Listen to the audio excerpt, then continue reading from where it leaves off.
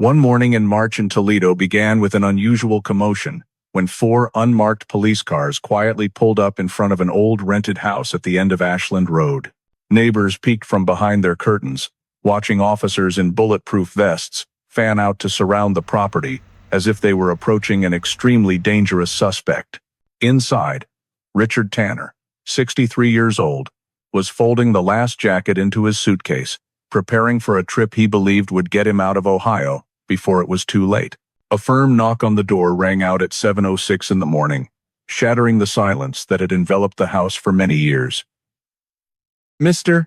Tanner, this is the Cuyahoga County Police. We have a warrant for your arrest in connection with the disappearance of a 12-year-old boy in Cleveland in 1987, and the officers later recounted that his hand froze on the doorknob, trembling slightly to the point he could barely hold it, but his face remained strangely calm as if he had known this day would come and only hadn't expected it to arrive so soon." Before diving deeper into the story, don't forget to subscribe to the channel and hit the notification bell so you don't miss the latest cases. An October afternoon in 1987 in Cleveland stretched out under the hazy golden light typical of Midwest fall, the kind of light that made everything in the Buckeye Shaker neighborhood seem covered in a warm brown hue but also tinged with an indescribable chill. The silent rows of red brick houses, the worn front steps, the straight lines of cottonwood trees along both sides of the street, gently rustling in the cool wind blowing in from Lake Erie. Orchard Elementary had just let out, and the small students chattered excitedly as they poured out the school gate, their laughter quickly fading into the air as each headed home in different directions. Evan Langford, 12 years old, joined that flow, backpack on his shoulder, green jacket zipped up to his neck, looking like any other day but moving a little more slowly than usual. He wasn't in a hurry like the other kids. He took light steps, his dark eyes calm but full of thought. Evan said goodbye to two classmates, flashed a quick smile, then split off at the school gate, heading down the small road that led to the residential area below the slope. A classmate walking behind saw Evan stop at the street corner, where the largest cottonwood in the neighborhood cast its shadow over the sun-dappled pavement. Evan stood there, hand gripping his backpack strap, head slightly tilted to the left, as if intently watching something that the classmate behind him couldn't see. The boy had never been one to hesitate in the middle of the road. That was what made the classmate look back a second time before continuing on without thinking anything was wrong. A neighbor carrying grocery bags from the store home also passed by at that moment. In a split second, she saw Evan's figure standing still, as if drawn toward the bottom of the slope. The boy's gaze was fixed straight down the lower part of the road, where headlights suddenly flashed, casting a quick streak of light so bright that the neighbor had to squint. That light appeared and vanished right after the curve, as if the vehicle had only emerged to disappear immediately.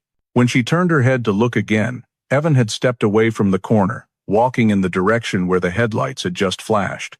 That moment lasted only 3 or 4 seconds. Evan walked down the slope faster than usual, his steps light but decisive.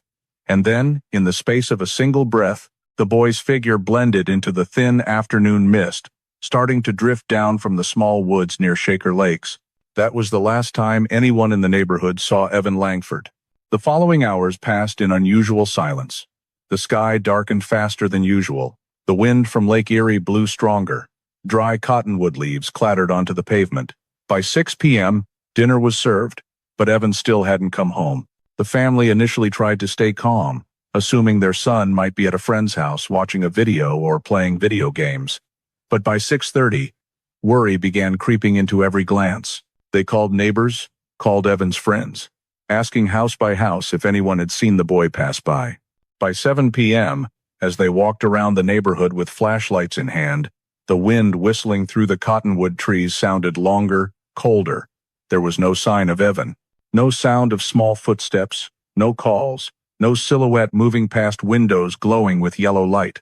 The slope where Evan had disappeared was now just a patch of thick darkness. When the wall clock struck 8 p.m., Evan's family knew that this silence had lasted too long to hope it was just a minor thing. They picked up the phone, dialed, their voice trembling slightly but clear. "Our son has disappeared. Please help." The missing person report from Evan's family reached the Cleveland Police Department at 8:07 p.m.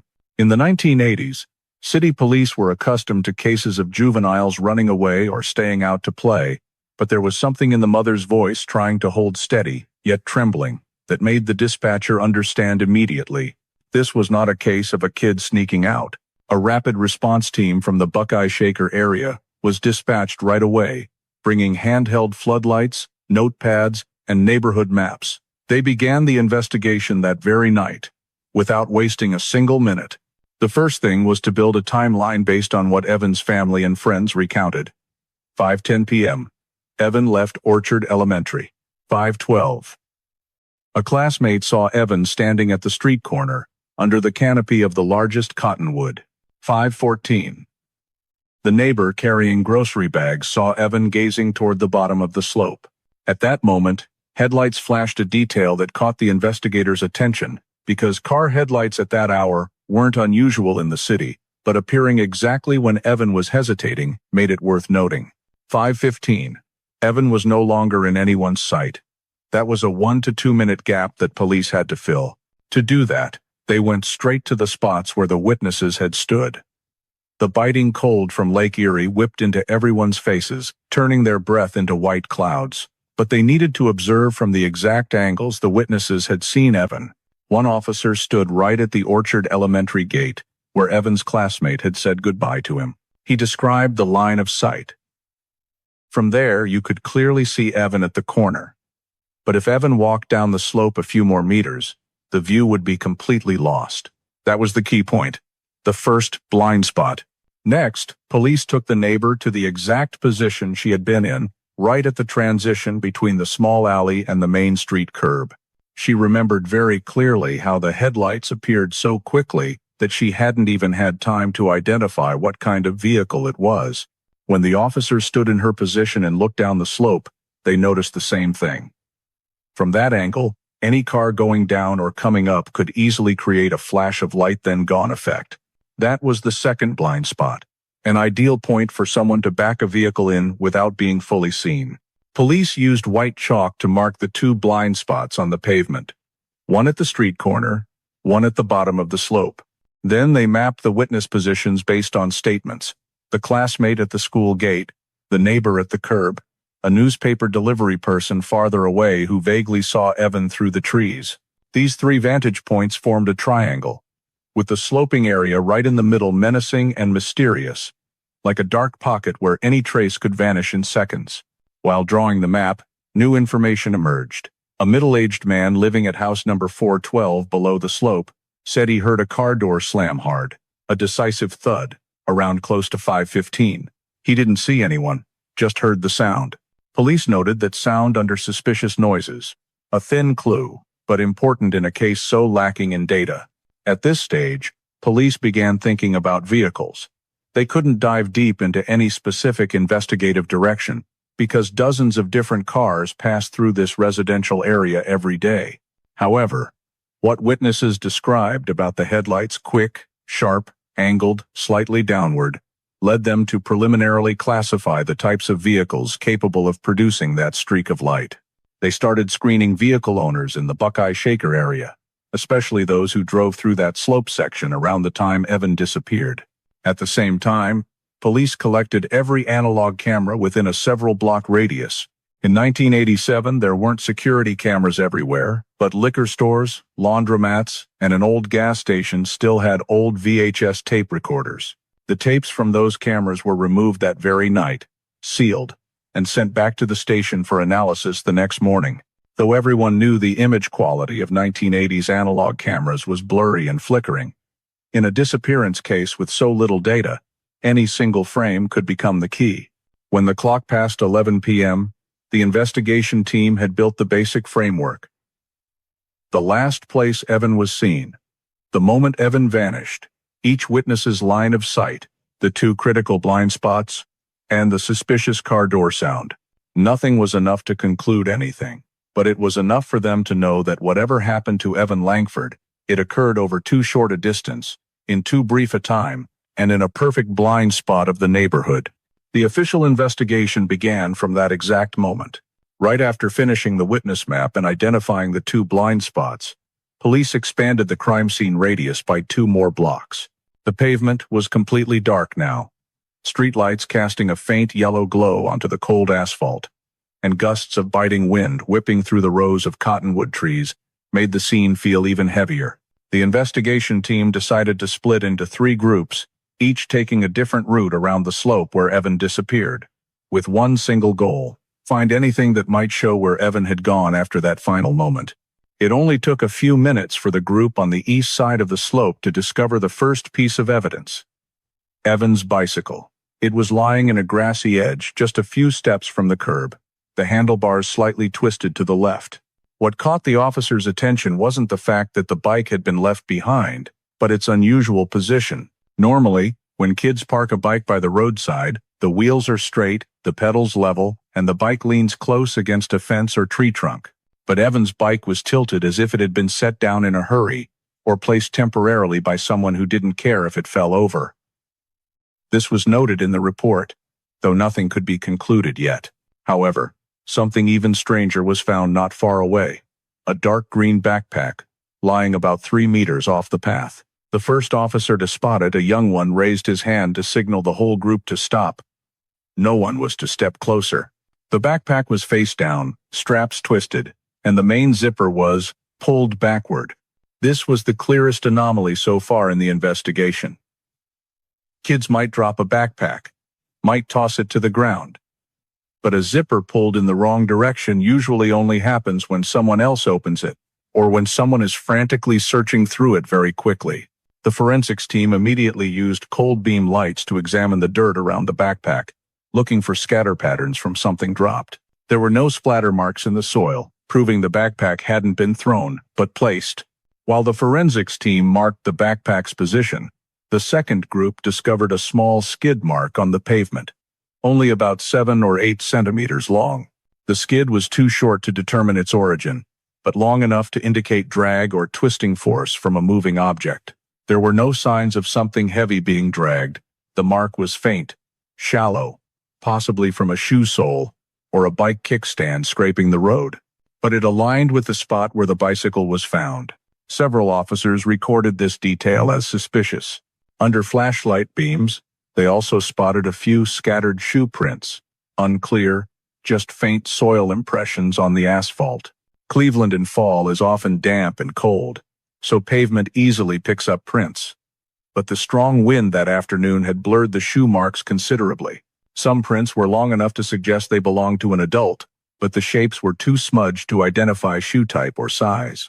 Still, every shoe print was marked with numbered small stakes, photographed in place, and covered with plastic sheets to preserve them for later analysis. As the scene began to yield more points of interest, the lead investigator ordered all 3 groups to regroup and establish the evidence chain.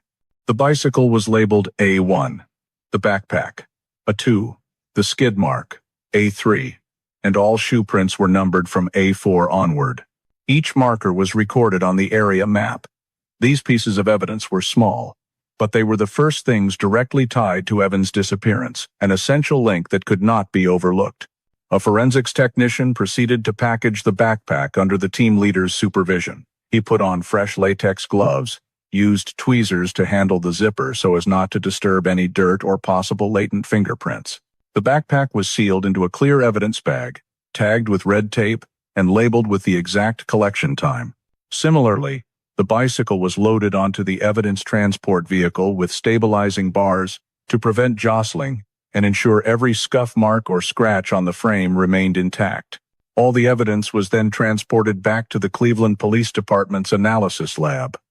It was nearing midnight, but the forensics team didn't stop. These items couldn't wait until the next day because any dirt, fibers, scratches, or fingerprints still present could easily degrade if left too long in the cold outdoors. When the backpack was finally loaded onto the vehicle, the investigation team looked back at the slope area one more time. What they saw didn't form a clear picture, but the small pieces, the bicycle, the off-position backpack, the backward zipper, the skid mark, the faint shoe prints all evoked a familiar feeling in missing persons cases. Something had happened very quickly, very close by, and very deliberately. The crime scene had begun to speak, though only in difficult-to-decipher whispers.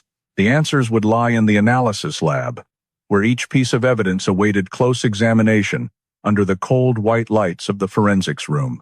The recovery of Evan's bicycle and backpack prompted the investigation team to expand witness interviews right on the first night. Based on the time Evan left Orchard Elementary and the route he usually walked, police identified 3 people who might have seen him in the final 5 minutes before he vanished.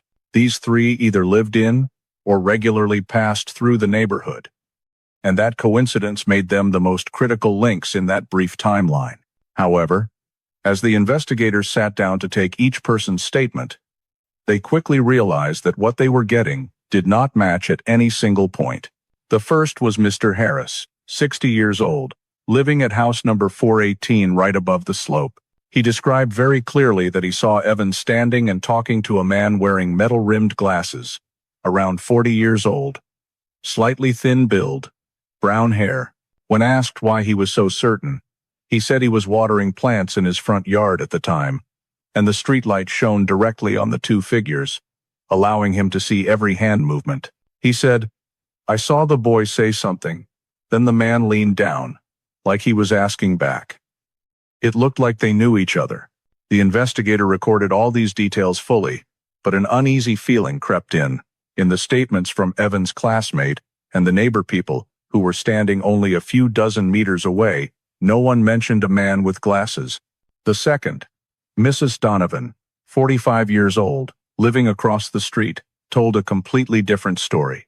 She insisted she saw Evan voluntarily climb into a dark-colored vehicle. She couldn't clearly see the type of car, because trees blocked her view. But she emphasized that the boy was not forced. "The kid got in the car like he knew the person inside," she said, her voice firm. When police asked about the driver, she replied that she didn't see the face because the car was parked close to a cottonwood trunk. This caught the team's attention. If she was really standing in that position, the cottonwood would indeed block most of the view. But from where Mr. Harris stood, if a car was parked at the curb, Mr. Harris would definitely have seen it. Instead, he described 2 people standing and talking on the sidewalk, not inside a car. The third, a 10-year-old neighbor boy named Marshall, brought yet another piece of information. He said he heard someone sounding like Evan call out loudly, "Wait for me," from down the slope. Marshall said the voice sounded urgent, but not necessarily scared, like someone running after a familiar person. But the distance between Marshall's house and where Evan disappeared was far enough that the afternoon wind could distort sounds. The investigator recorded this statement with medium reliability. Children often identify sounds emotionally, but the call, "Wait for me," still had to be considered in the timeline. 3 statements, 3 scenarios, 3 completely different possibilities. 1. Evan, standing and talking to a strange man. 2. Evan voluntarily getting into a vehicle. 3. Evan calling out to someone ahead. No common ground. Police decided to reconstruct the line-of-sight diagram for each witness. They returned to each exact position the 3 had been standing in when giving their statements. From Mr. Harris's position, the view down the slope was very clear, enough to see a vehicle if it was parked there. From Mrs. Donovan's position, the view was indeed easily blocked by the large tree trunk, but if there was a car, light reflecting off the rear would still have appeared. As for Marshall's position, it was nearly 40 meters from the scene. The sound he heard could entirely have come from somewhere else, not necessarily from where Evan vanished. When the 3 diagrams were placed side by side, the investigators noticed one anomaly. Mr. Harris's statement, the one claiming he saw very clearly, was the statement that did not match the actual line of sight. From where he stood, if a man wearing glasses was standing with Evan, that man's face would be in shadow from the streetlight blocked by tree branches. This meant Mr. Harris could not have seen clearly enough to describe the style of glasses and hair color unless he had moved closer, which he completely denied. The investigator made a red note in the file. Mr. Harris' statement. Low accuracy. Possible fabrication or intentional misdirection. While the other 2 statements had deviations due to angle or sound, Only Mr. Harris's contained details that were unreasonably precise. This was not simply poor memory. It was a statement showing signs of deliberately adding information or deliberately creating noise. And that was when the investigation team first realized one of the three witnesses was lying, not out of fear, not out of mistaken memory, but to steer the investigation in a different direction. While the investigation team was still circling among the three conflicting statements, a name came up during a brief meeting at the scene. Arthur McNeil. Arthur McNeil, the middle-aged man who often stood at the street corner near where Evan disappeared. Almost anyone living in the Buckeye Shaker area knew him. Arthur didn't cause trouble, but he had a habit of standing for hours at the corner, hands in his coat pockets, eyes watching people pass by without saying a word. His quiet manner made neighborhood kids tend to avoid him, and the younger children sometimes called him by a half-joking, half-scared nickname, the corner-standing guy. When a disappearance happened right at the very corner where he frequently appeared, Arthur immediately became the first person placed on the suspect list. Police knocked on Arthur's door near midnight. He lived in an old two-story house with curtains always drawn. When police asked about the time Evan vanished, Arthur remained surprisingly calm. He said he was home all afternoon, then added that he remembered working on an old radio upstairs. When asked if anyone could confirm that, he just gently shook his head. No. I live alone. This put the investigation team on alert. People who are vague about their personal schedules always need closer scrutiny. Police obtained a search warrant that same night, partly because of the case's severity, partly because Arthur's near-total lack of emotion made them unable to overlook him. Inside the house, the search team began to feel something wasn't normal. The space was dim, filled with dusty old items, walls covered in wallpaper patches from the 1970s that had never been replaced. Everything seemed ordinary until one officer opened a small wooden cabinet next to the window. Inside, he discovered a nylon bag containing children's toys, a plastic toy truck, a few superhero figures, an old stuffed bear. Children's toys. In the home of a man who lived alone and had no family. That detail was enough to make everyone pause. The lead investigator asked Arthur, "Why are you keeping these?" Arthur answered very slowly, "I picked them up around the neighborhood. People throw away things like this and no one notices." The explanation sounded reasonable on the surface, but in the context of a boy who had just gone missing, those toys took on an entirely different meaning. Arthur was quickly taken to the station for questioning that same night. In the interrogation room, Arthur remained calm. Detective Chasing, the lead investigator, asked him a series of questions when he stood at the corner, whether he saw Evan, whether he noticed any strange vehicles passing by. Arthur answered steadily and never changed his stance. He hadn't left the house all afternoon, hadn't seen anyone, hadn't heard anything. But that very steadiness made the team even more suspicious. People telling the truth usually hesitate somewhere, while Arthur spoke smoothly, as if reciting a pre-prepared schedule. When asked about Evan's backpack, Arthur stared straight at the wall and said, "I don't know anything about that." No fluctuation, no change in expression. This made the investigator unable to tell whether he was telling the truth or hiding something. Because Arthur's history of mental health issues was recorded in community medical files, police brought in a behavioral specialist to observe. The specialist said Arthur might have a form of social anxiety disorder that limited his interactions. And standing at the corner could simply be a self-soothing mechanism. But that didn't explain the bag of children's toys. Police continued searching Arthur's house more thoroughly. No suspicious stains, no signs of a struggle, no clothes with mud or dirt. Nothing directly linked to Evan, except that collection of toys. There was also no car in Arthur's garage, an important detail since 2 witnesses reported seeing a vehicle or headlights near the scene. However, the most crucial part was Arthur's work schedule. One officer pulled records from where Arthur used to work, a small woodworking shop on Larchmere Road. The records showed Arthur had a shift running from 1 p.m. to 5:30 p.m. When asked why, he said he was home all afternoon. Arthur replied that he had forgotten he went to work that day, because the days all blur together. Police didn't buy it. They called the shop owner. He confirmed Arthur was at the shop at 5:05 p.m., just minutes before Evan left school and walked toward the corner. The owner even provided a delivery invoice with Arthur's familiar signature, time-stamped 5:12 p.m. Evan disappeared around 5:14 to 5:15, and Arthur was proven to be more than a mile away at the exact time. That distance could not be covered quickly enough for Arthur to be at the spot where Evan stood just 2 minutes later. The alibi was airtight. When the investigator returned to the interrogation room and placed the invoice in front of him, Arthur showed no reaction beyond a short nod. "Oh, I don't remember." The questioning ended there. Arthur, with all his oddities, was not the perpetrator. It was a wrong lead, the first wrong lead, but not the last. The investigation had to return to the starting point: the physical evidence and the conflicting statements. And the truth circled back to exactly where it began, the few-minute void where Evan Langford disappeared. Excluding Arthur McNeil from the suspect list forced the investigation team to return to the most basic facts: the route Evan took every day, the stretch where he vanished, and the spots in the neighborhood that could conceal a stranger's movements. That night, their temporary meeting room in Orchard Elementary was covered with maps, notes, and red markings. A 1987 map of Cleveland spread out on the table, with every familiar segment of Evan's route highlighted in permanent marker.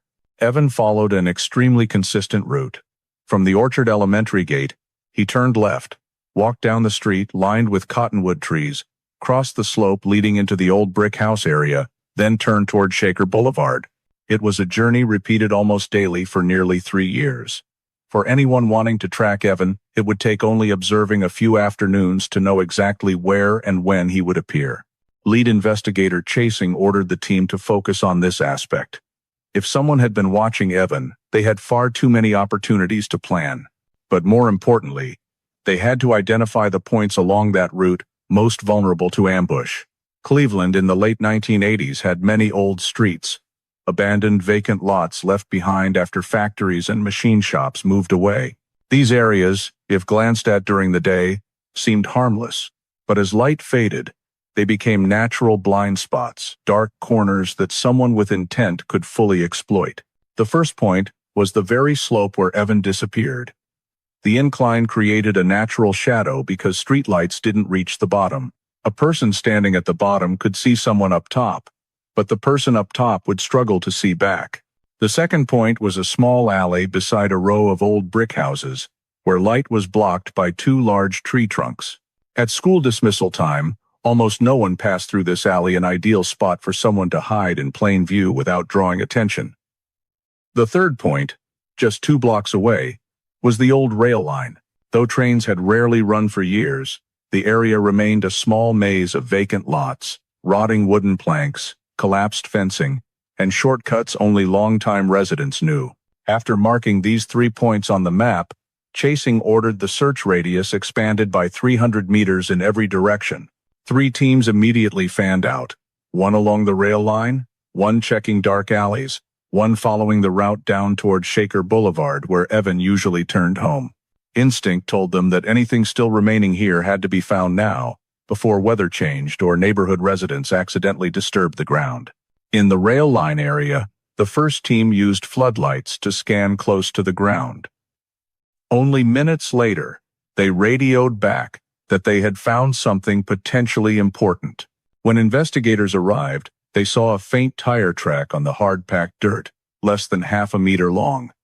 The cold, dry ground and strong wind had already blurred much of it, but the track was clear enough to show it did not belong to a car. The width was only about 2 inches, too narrow for a car tire, and narrower than typical kids' bicycle tires. A forensics technician crouched down and used a sidelight to examine the tread pattern. He stared for a few seconds, then said, "This tread isn't from a kid's bike. Look at these large, deep lugs, high chance it's a mountain bike." Mountain bikes in 1987 were still fairly new, mostly seen among teenagers or long-distance riders. Children rarely had them, and in the Buckeye Shaker neighborhood, which wasn't affluent, they were even rarer. This created a clear shift in the investigation team's thinking. From the start of the case, every assumption had pointed toward a car, partly because of the headlight flash Mrs. Donovan saw, partly because of the loud car door slam sound one resident reported hearing. But this tire pattern suggested a very different possibility.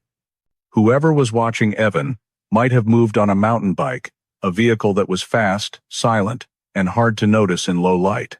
To verify, they continued sweeping the surrounding area. At the edge of the vacant lot near the rail line, about 3 meters from the first track, they found 2 more marks, smaller but the same width. These marks didn't connect into a straight line because wind and time had blurred the middle section, but their relative positions showed the tires had moved parallel to the rail line before turning up toward the houses above. That meant someone could have ridden a bike from the rail direction up into the neighborhood and approached the area where Evans stood. The investigator recorded this detail very carefully. Not every tire mark was related to the case, but this tread pattern was too distinctive to ignore. More importantly, it helped explain some contradictions in the statements. If the man, Mr. Harris, claimed to see didn't actually exist, if Mrs. Donovan mistook some other light, and if the boy Marshall heard a sound distorted by wind, then the arrival of a silent bicycle rider could create different illusions for each witness. When the team returned to the map with the new markings, they began to see a clearer pattern. Someone familiar with the terrain could ride a bike along the rail line, up the slope, stand in the shadows, watch Evan come down, then quickly turn back the other way, without anyone hearing loud engine noise. The small alley, abandoned houses, collapsed fence beside the rail line all formed a natural network of escape routes, perfectly suited for someone wanting to stalk a child without leaving obvious traces.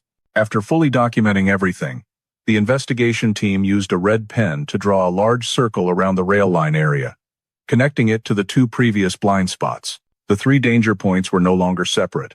They were linked by bike-accessible paths that allowed fast, discreet movement. Chasing stood staring at the map for a long time. No one spoke, but everyone understood. The case was no longer just about a car. As they had thought, a stranger had appeared in the neighborhood, moving by a means no one noticed, and he knew the terrain well enough to vanish without leaving traces beyond a few faint tire marks. And from this moment, the investigation widened to a different type of suspect.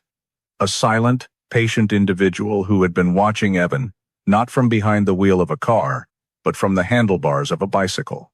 As information about the mountain bike tire tracks began opening a new direction, the investigation team hadn't had time to dig deeper when something else unexpectedly appeared, something capable of derailing the entire case.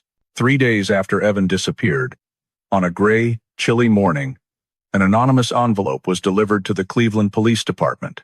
It had no return address, only typewritten letters on the front, for the Evan Langford investigation. The paper inside contained just one line scrawled by hand. The boy was taken to Chicago. Look in the south side of the city. Information too specific to ignore, but also too vague to trust. The investigators couldn't dismiss it. In the context of physical evidence in Cleveland still being analyzed, a new lead, especially an interstate one, always carried potential value. So lead investigator Chasing ordered a side file opened on the letter, even though he didn't believe it was reliable. The first problem was, why Chicago? The distance from Cleveland to Chicago was nearly 350 miles, equivalent to 5 to 6 hours of continuous driving.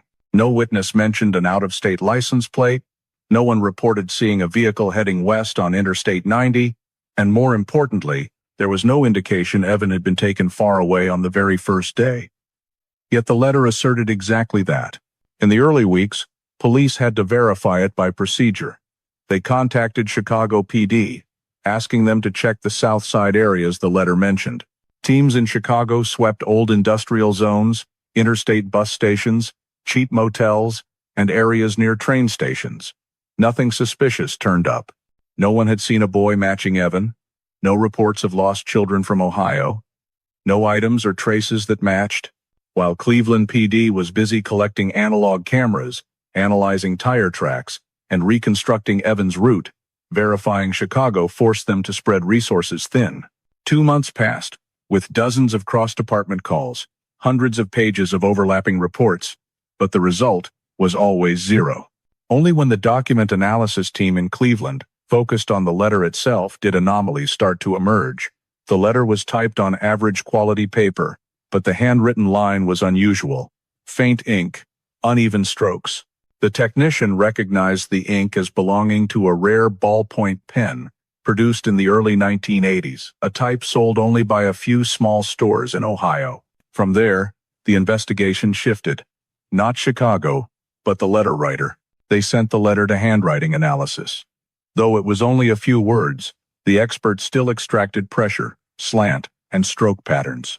Results showed the writing was not from an elderly person or child, but from an adult around 30 to 45 years old. More importantly, the expert noted the writer had deliberately altered their handwriting, avoiding rounded letters, yet still revealed traits common to people educated in Northeast Ohio. As soon as they had details on the rare pen, the team screened sales records from old stationery stores, an extremely labor-intensive task, but necessary. They found 3 stores still selling that pen around 1987, one in Cleveland Heights, one in Euclid, and one in Lorain. When police traced customer records, they noticed something strange. A regular customer at one of those stores had a last name that matched a family branch, the DNA analysis team would later discover. But in the second month after the disappearance, police knew nothing about that family branch. They only knew the pen buyer was a middle-aged woman living near Lorain County. This prompted Chasing to order the letter re-examined, not for more words, but for intent. Why would someone send an anonymous letter directing the investigation to a city hundreds of miles from Cleveland? Why Chicago, a large, crowded city where finding a stranger boy was nearly impossible? What made them think police would believe it and spend 2 months chasing a trail with no physical evidence? The answer became clear. The letter wasn't meant to provide information. It was meant to pull the investigation away from Cleveland. Deliberately, the investigators began listing people with motives to create false leads. Someone wanting to create noise by appearing overly concerned dies. A case follower, someone with psychological issues, or someone connected to the disappearance, wanting to buy time. The fourth category was the most notable. If someone was directly involved with Evan, expanding the search to Chicago would give them weeks, even months, to erase traces in Cleveland. At this point, the document analysis team traced the pen sale receipt from the Euclid store. The buyer was a woman with the last name Tanner. At the time, they simply noted it, because no one in the department yet knew that the name Tanner would become central to the case many years later. But strangely, when police went to the woman's address, neighbors told them she had left the city 3 months earlier. The trail ended there, and the file was classified as unable to verify. 2 months passed. Chicago yielded nothing. Cleveland produced no new leads, and the case fell into a lull where every effort generated no additional data. Only one thing remained: a copy of the anonymous letter and a red note in the file. Shows signs of deliberately directing investigation away. No one suspected that the letter writer, whom police at the time could not identify, belonged to the same family branch as the person who would become the prime suspect decades later. And no one suspected that, from the very first days of the case, an unseen hand had already intervened, trying to conceal something that the investigation team would only begin to understand in 2020. When the Evan Langford case produced no further leads after the anonymous letter, the investigation fell into the familiar pattern of unsolved disappearances from the late 1980s. The file grew thicker over time, but each new page repeated what was already known: no new data, no new directions. After 1 year, the case was shifted from active investigation to cold case, meaning the file remained open but no longer had a dedicated team following it day to day. However, few people knew that the case's stagnation wasn't just due to a lack of new evidence. It also came from the way the file itself was stored.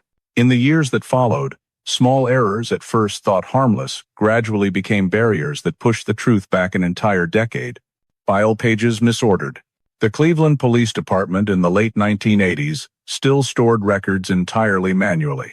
Each section of documents was in a yellow paper folder with date labels stuck on the outside. But when personnel changed, when file cabinets were moved to another area, when cursory inventories were conducted, the folders got mixed up in order. In Evan's case, one major misalignment went undetected for many years. The sequence of physical evidence, and the timeline of witness interviews were swapped. For example, the statement from Mrs. Donovan taken on October 8, 1987, ended up placed among documents from 1989. The summary report page about the dark alley behind the row of houses was in the 1993 folder. And most importantly, the evidence items numbered A1 through A10 no longer matched the original related documents. This meant that, for many years, anyone reviewing the case had to spend hours just trying to figure out what belonged to which time period. No one had the time or manpower to fully reorganize it. Over time, this unintentionally caused key points to fade, and some details that could have opened investigative paths were buried under hundreds of jumbled pages. This chaos would not be noticed by anyone until 2020. A piece of evidence mislabeled, the hair strand caught in the backpack. One of the most critical errors involved evidence item coded A2 Evans backpack. In the original report, the technician noted that a long hair strand was caught in the backpack's zipper fabric. That strand was collected and placed in a separate evidence bag. But when the file was transferred to storage in 1991, that bag was mislabeled. It should have been coded A2B, a sub-item of the backpack.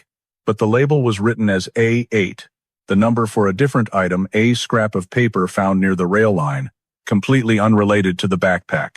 This mistake led to serious consequences. For many years, anyone reviewing the evidence assumed no biological material had been found in the backpack. And if there was no biological evidence, they had no reason to send the backpack for deeper DNA testing technology that didn't fully exist in the late 1980s and early 90s anyway.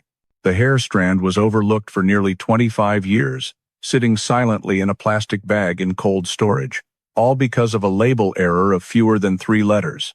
Cassette tape of area sounds marked damaged. Right after the disappearance, an officer used a handheld mini cassette recorder to capture ambient sounds around the slope and rail line, recording at the same time of day. Evan vanished each day to compare and see if any sound was unusual. This was a common technique among detectives of that era. The cassette captured about 17 minutes of audio. Wind sounds, rustling leaves, distant loose metal clanking from far-off trains, scattered vehicle noise. But the recorder was dropped during recording, causing one section of tape to warp. When submitted to the station, the technician listened and marked the tape unusable, damaged.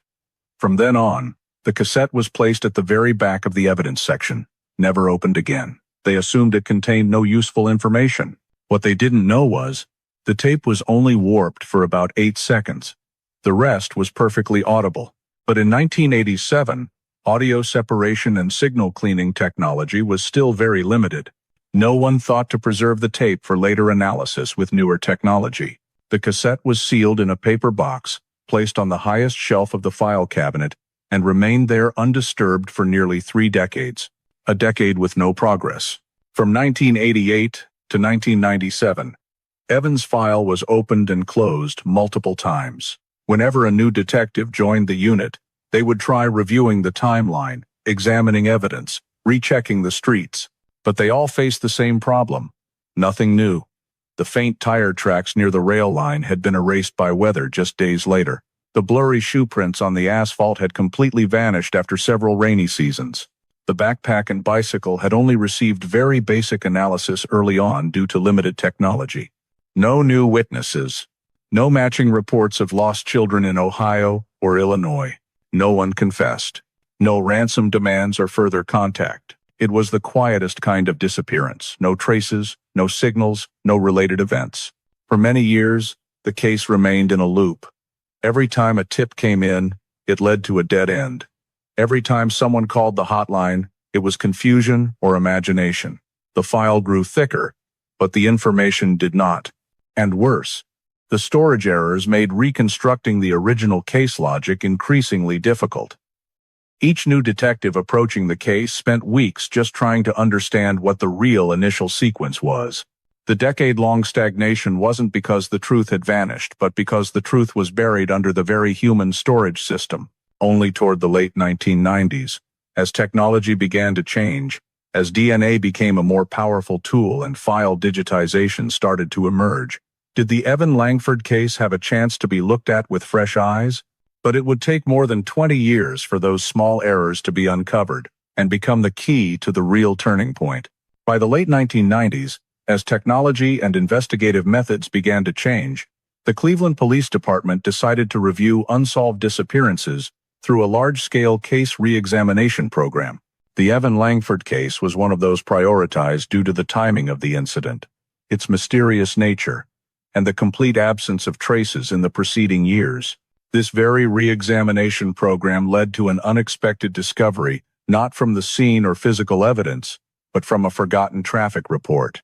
An officer reviewing the 1987 storage boxes found a very short report documenting a green Ford Bronco reported driving through the Buckeye Shaker neighborhood on the exact afternoon Evan disappeared. This report was not in the main case file but had been misplaced in a box labeled Unrelated Incidents. The officer who wrote it was a long-retired traffic cop. At the time, he had only noted the vehicle lightly speeding and turning onto the slope without signaling. Immediately, the green Bronco became a hot topic in the reinvestigation team. The headlight flash that Mrs. Donovan had seen something detectives had struggled for years to make sense of suddenly seemed more plausible. If a Bronco passed through at that exact moment, the light from its headlights could perfectly align with the instant Evan was standing below the slope.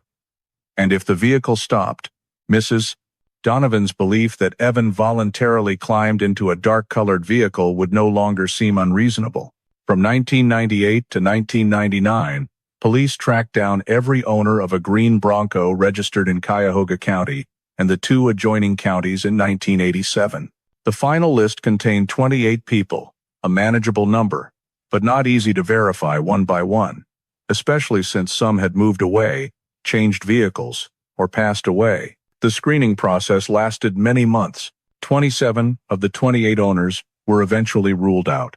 Some had clear alibis. Some never drove through the area on the day Evan vanished. Others insisted their Bronco had been in the garage for weeks, undergoing repairs. Only one name remained incompletely verified: Richard Tanner. Tanner lived in Grafton in the late 1980s, not far from Cleveland. He owned a 1983 moss green Ford Bronco. In the screening list, his name initially carried a note saying interviewed in 1987, but when the re-examination team searched for the interview transcript, they discovered the record did not exist. It did not exist in the cold case file cabinet. It did not exist in county archives. It did not exist in any interview log, as if the interview had never happened. This put the re-investigating detectives on high alert.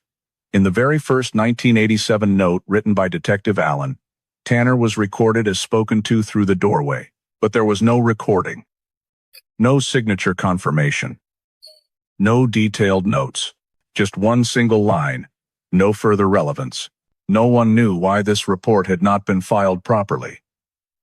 No one knew if it had actually been created. No one knew whether the detective in charge at the time had overlooked it, made a typing error, or forgotten to document it. A dangerous gap in the paperwork, often a sign that something important had once been considered and then dismissed. In 2001, police decided to locate Tanner again and ask more about that day. But finding Tanner was not simple. He had moved 3 times in the 1990s, worked in 2 different states, and only returned to Ohio a few years earlier.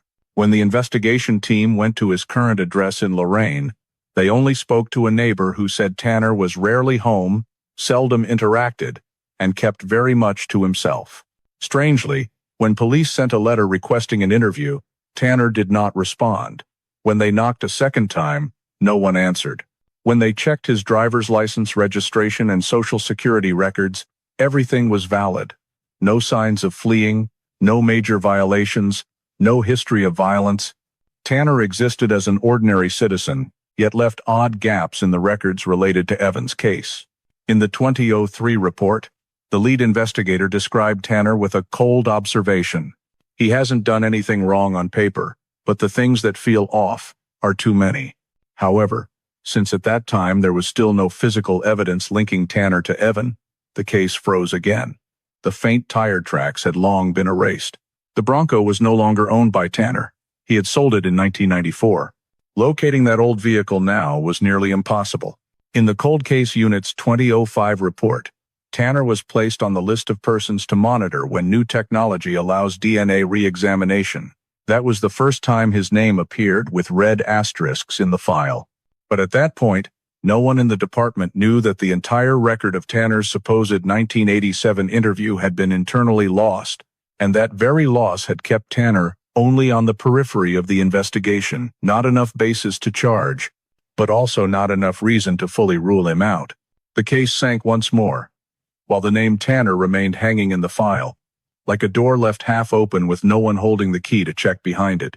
It would take nearly 2 more decades, when DNA technology and genealogical analysis advanced powerfully, for that name to return to the investigators' meeting table, and this time, it would no longer be treated as just one name on a long list, but as the central focus of the investigation. In 2005, when the Cleveland Police Department's evidence storage system was transitioning to semi-digital, a large number of old files had to be moved to storage for re-inventory. Each case was assigned a code, sorted by year, then placed on newly built metal shelves. It was tedious work that most experienced investigators avoided, since most of the time was spent checking each evidence bag, matching every label code, and discarding excess documents. But a young investigator, Liam O'Hara, took on this task with an unusual attitude. He wanted to understand the full process of investigating old cases and see if he could find anything the previous generation had missed or overlooked. Among the dusty old cardboard boxes sealed with faded tape, he found a small envelope that wasn't listed in any catalog. The outer label was written in faint pencil, "Receipt, not retrieved." When he opened it, he saw a receipt slip from Marsden's Market, a small grocery store just a few blocks from the slope where Evan disappeared. The date on the receipt? October 7th, 1987. Time? 4:12 p.m. On the back was a brief handwritten note. E. Picked up 4:12 p.m. The letter E was circled with a thin pen stroke, like someone's private marking. What caught O'Hara's attention wasn't the receipt itself, but the fact that it wasn't in any of the case's evidence codes. It didn't match the A1 through A10 list, nor did it appear in the interview files. There was no indication it had ever been used as a lead. Its existence had almost been forgotten from the very beginning. O'Hara immediately sent the receipt to the forensics lab for handwriting, ink, and pen type analysis. While waiting, he located Marsden's Market on an old Cleveland map and confirmed the store had been very familiar to Buckeye Shaker residents.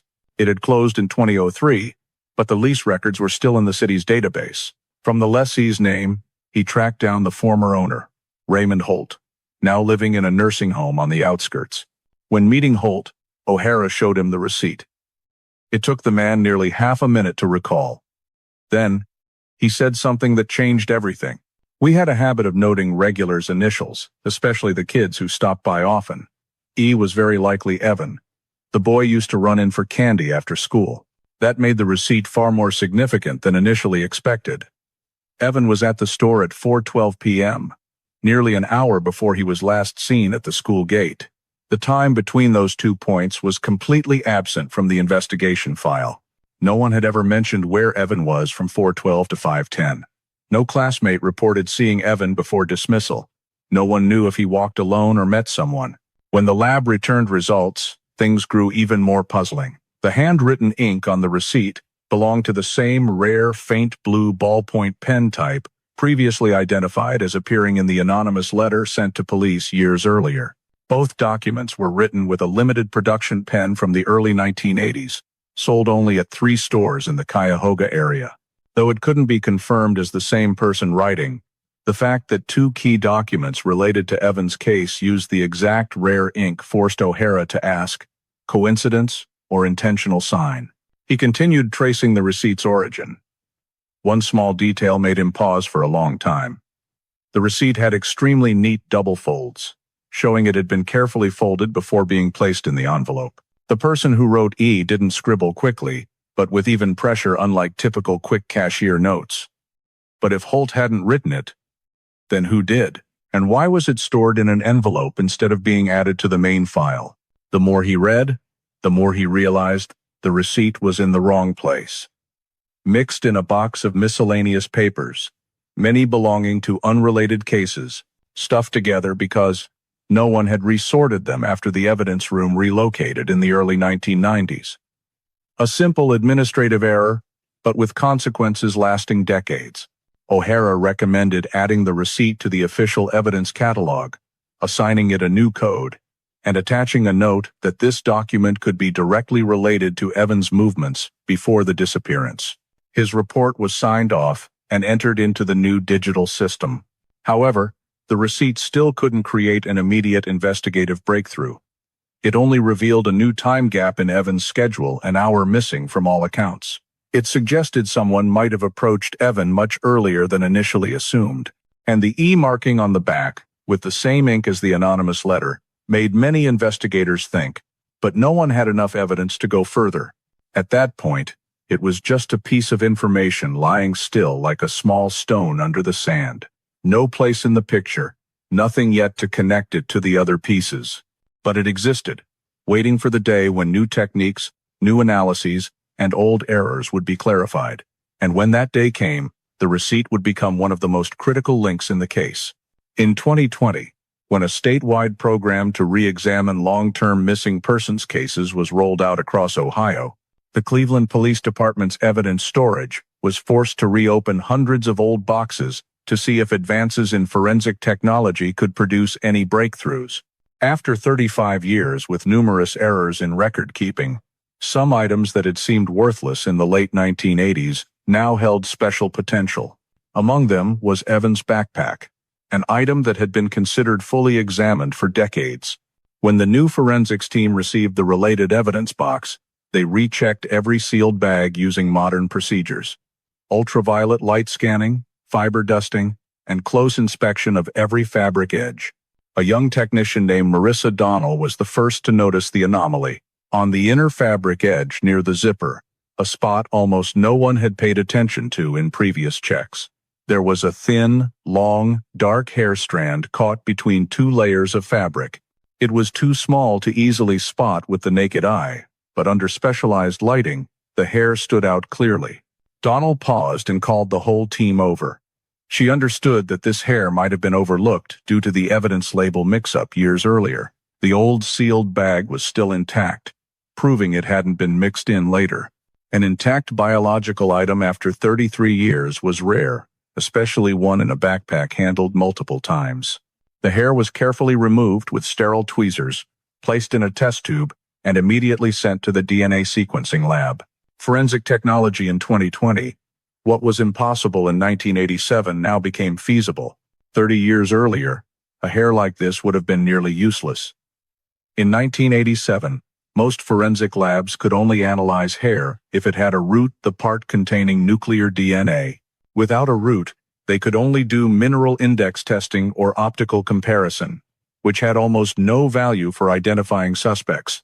But in 2020, mitochondrial DNA technology and trace analysis had advanced so far that just a few picograms of biological material were enough to create a genetic profile. The Ohio State Forensics Lab had invested in next-generation sequencing systems capable of extracting DNA from rootless hairs, something impossible at the time of Evans' disappearance. Donnell stood in front of the analyzer, watching the preparation steps with intense focus. Every procedure had to be absolutely pure to avoid cross-contamination. No one said it out loud, but the whole team knew. If this hair belonged to someone outside Evans' family, it could be the first real clue to pierce the case's wall of mystery. The DNA profile emerges. Preliminary analysis results took 3 days. When the forensics report reached the investigation desk, the first line made everyone sit up straight. The DNA does not belong to Evan Langford. That alone was enough to completely change the case. But the more important part was the next line. The DNA belongs to an adult male. Nothing in the witness files indicated Evan had close contact with any man on the day of the incident. No one remembered seeing a stranger touch the backpack. No adult was recorded walking with Evan on his route. So why was a man's DNA deep in the fabric edge, in a spot unlikely to be cross-contaminated? The lead investigator at the time, David Morgan, said only one short sentence. It can't be accidental. This hair is in exactly the place only someone removing or opening Evan's backpack would touch. The detailed report showed it was mitochondrial DNA, indicating origin from someone related through the maternal line. But to identify a specific person, they needed to run the data through federal databases and commercial genealogy systems, a method U.S. police had only begun widely adopting since the Golden State Killer case was solved in 2018, checking exclusion possibilities. Before submitting the DNA for tracing, the investigation team had to verify reasonable possibilities.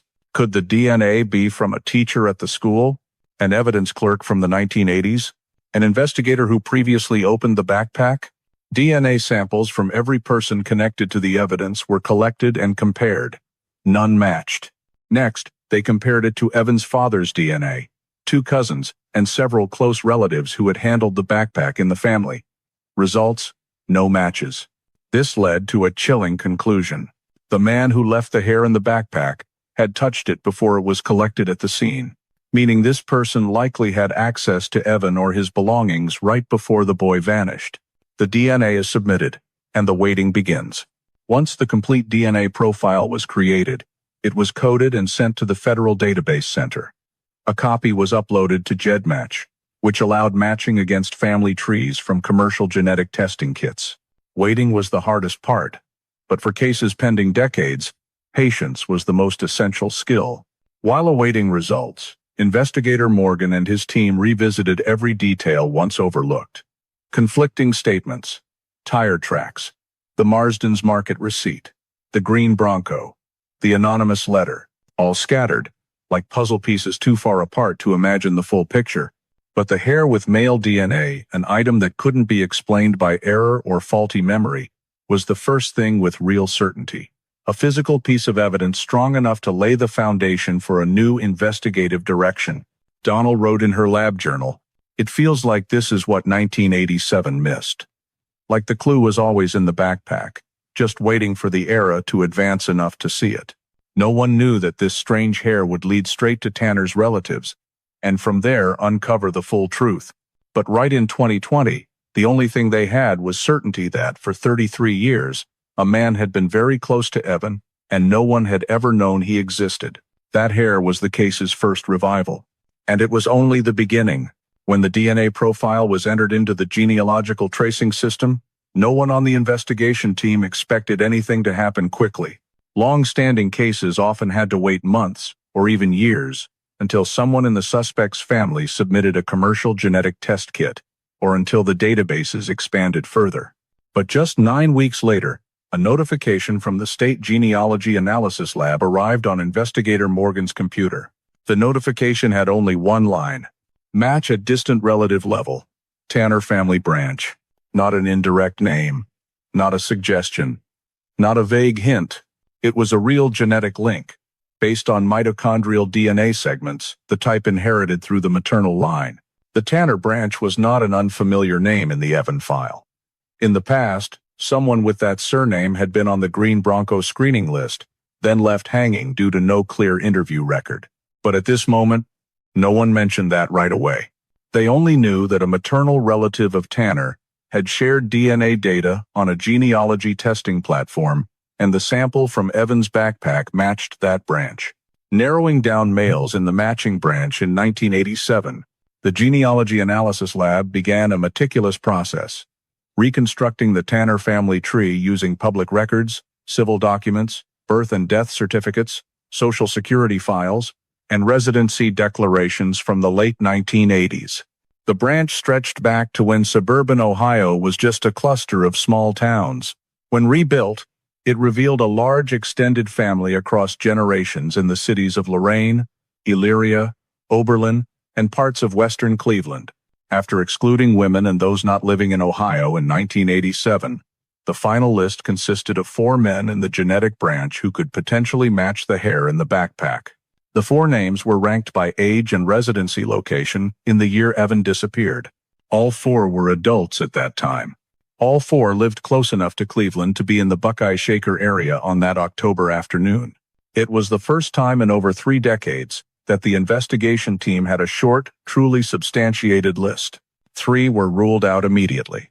When Investigator Morgan and the team checked each one, the The results were quite clear. The first, a woodworking factory worker in Oberlin, had precise time clock records for the day Evan vanished. The punch card logs were still held by the union. He was verified to be nearly 40 miles from the scene all day. The second, only 19 at the time, was attending college in Cincinnati, with dorm receipts and statements from 3 roommates confirming he hadn't left campus that entire week. The third, living out of state that year while serving in the military, had military travel records making involvement impossible. All 3 were eliminated after a few days of verification. Only one final name remained, floating among gaps in the documentation, the only man in the branch with no clear schedule in October 1987. Richard Tanner. The gaps kept appearing. When re-examining the records on Tanner, the investigation team noticed an unusual emptiness. Most people on suspect lists from the 1980s left at least some trace. An interview report, a statement, investigator notes, or copies of vehicle-related paperwork. But Tanner had none. In the file cabinet, no formal interview note. In the archives, no transcript with his signature. In the 1987 Bronco screening list, only a faint line. Spoken to through door, no relevance. No interview location. No conversation content. No document to verify that note even existed. For a child disappearance case, that was abnormal enough for any investigator to notice immediately. Morgan ordered a trace of personnel records for the 2 detectives who worked the case back then. One had passed away. The other had moved to Minnesota in 1991 and no longer remembered details. He only said vaguely, "We talked to a lot of people. If we didn't think it needed recording, there was probably nothing." That answer only exposed a bigger issue, not that Tanner wasn't interviewed, but that the record had been lost. No one knew when it went missing.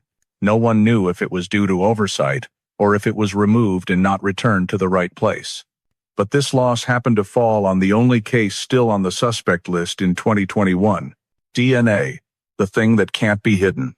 When the genealogy report was forwarded to superiors, the investigators collectively realized the decisive nature of the development.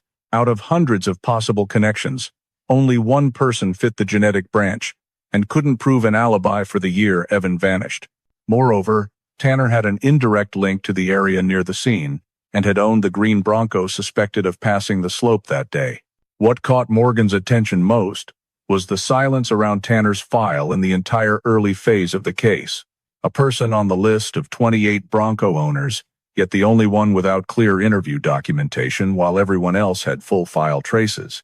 No one at the department dared claim it was intentional, but too many coincidences raised every investigator's alert level. When the forensics team sent the final matching report, the most important line was on page 3. Mitochondrial DNA compatibility with Tanner. Maternal branch. 99.74%. It didn't say it was definitely Tanner, but it said, if not him personally, the man who left the hair was a very close relative. In the context of the other 3 in the branch already eliminated, that pointed to only one viable conclusion. Tanner was the person the case could no longer overlook. When the information was entered into the investigation system, Morgan wrote just one short line in the internal report, a name that appeared from the very first year, but sank due to missing records. Now, it can't sink again. The hair in the backpack hadn't just led to a family branch. It led to a name that had stood on the edge of the case for 35 years, but had never been viewed in the right light. And from that moment, the investigation began to shift direction, focusing on the man once deemed no relevance simply because an interview note never existed in the records. When the genealogy report narrowed down to a single matching name, Richard Tanner, the investigation team had to shift from file analysis to active field surveillance. Finding where he lived wasn't difficult. Tax records, vehicle registration, and citizen data showed Tanner currently lived in Toledo, Ohio, in a quiet residential area south of the city. The house he rented sat on the edge of an old industrial zone, near rows of abandoned warehouses from the time manufacturing collapsed. A 63-year-old man, living alone, retired early, no close family, all this information made Tanner seem like a faint shadow of himself. But for the investigators, the quieter someone was, the more closely they needed to be watched. A covert surveillance team was deployed within a week of the mitochondrial DNA results. They set up a semi-continuous watch. One vehicle parked a distance from Tanner's house, another group monitoring the surrounding area, and a mobile observation unit. All activities followed legal protocols.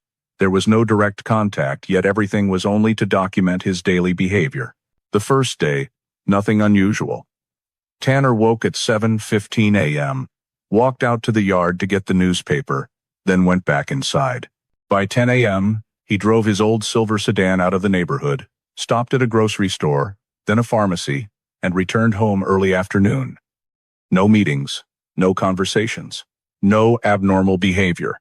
The second day was almost identical, the third day too. By the fourth day, an anomaly began to emerge.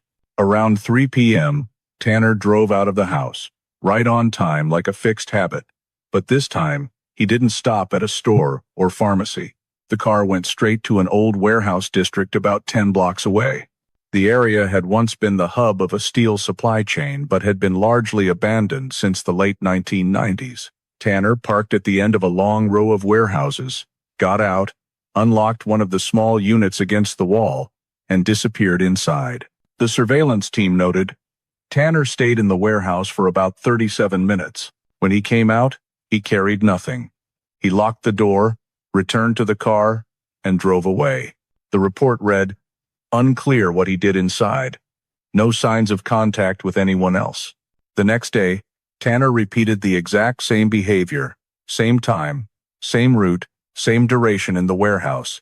But the notable detail was that the unit he used wasn't rented under Tanner's name, but under a company that had shut down over 10 years earlier. This required legal coordination to trace the property and previous lessee. The investigation team began asking questions. Why would a man living alone and retired need an old warehouse every week? What was he storing inside? Why use run-down facilities from before 2000 instead of a modern storage unit? And most importantly, when did this habit start? They pulled nearby traffic camera footage and discovered Tanner had been doing this for months before surveillance began, possibly for years. Rental records were incomplete, but utility logs showed the warehouse's electricity meter had very low but consistent monthly usage, indicating it wasn't completely abandoned and the usage was controlled. The question arose, what was he keeping inside that required such regular visits? One surveillance team member suggested applying for a search warrant, but Morgan refused immediately. Not enough grounds yet. We only have mitochondrial DNA and the family branch. We need something clearer before making any aggressive moves. So surveillance was upgraded. 2 hidden cameras were installed at a distance, aimed at the warehouse door. An unmarked vehicle rotated to observe entry and exit times. Every movement Tanner made was recorded, from how he unlocked the door, how he moved inside, to how long he stayed. He was never accompanied.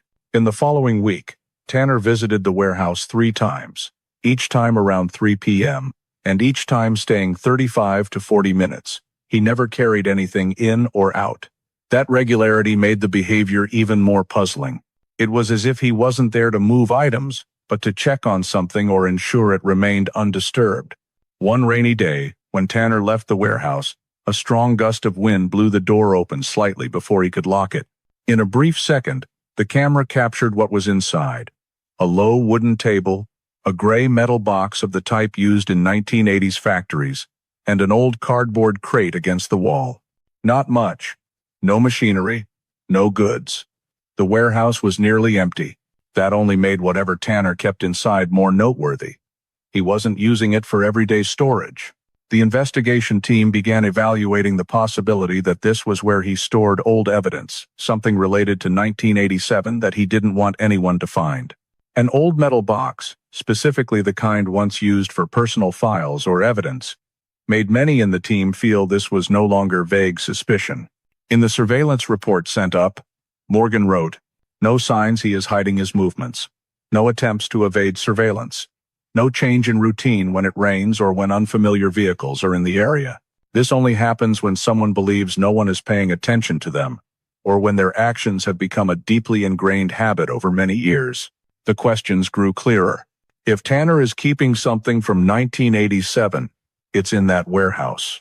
And if the warehouse is a place he checks regularly, then that something has tremendous value to him, enough to keep it for nearly 4 decades. But no warrant yet. No authority to enter. The investigation team could only stand at a distance and watch the gray-haired man quietly lock the door and leave on a schedule only he understood.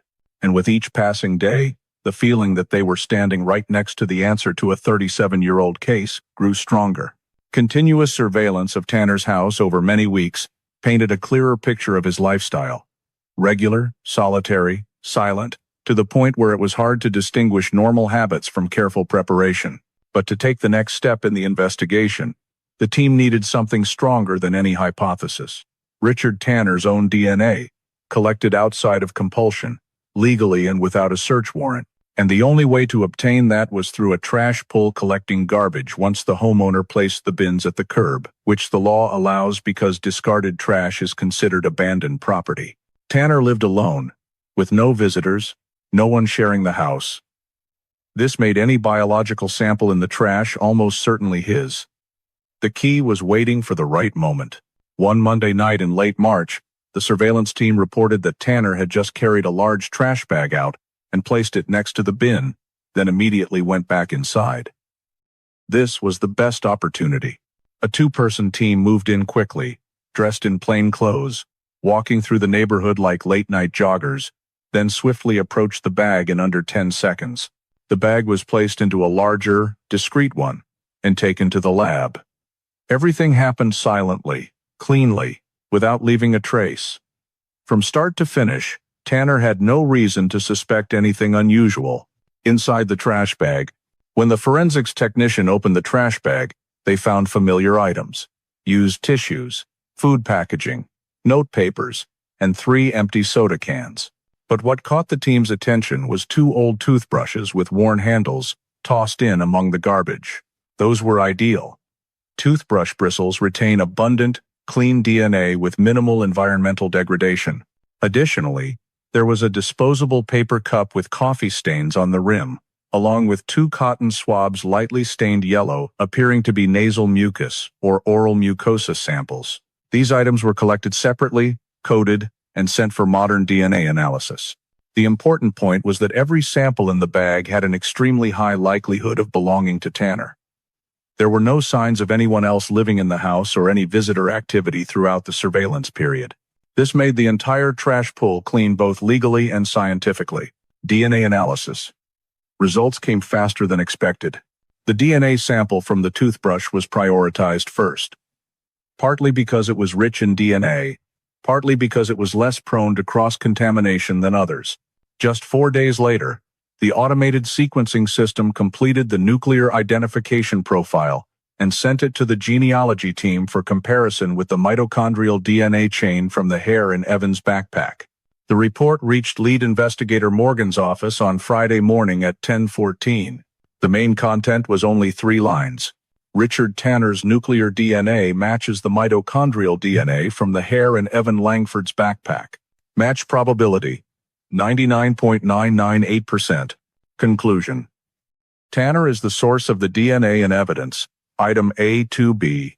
Morgan read it 3 times and still felt a chill down his spine. There was no room for speculation, no room for error. All genealogical reasoning had pointed to Tanner. But the nuclear DNA from the trash pull was undeniable. This was no longer suspicion. This was evidence, bringing the case back to active investigation.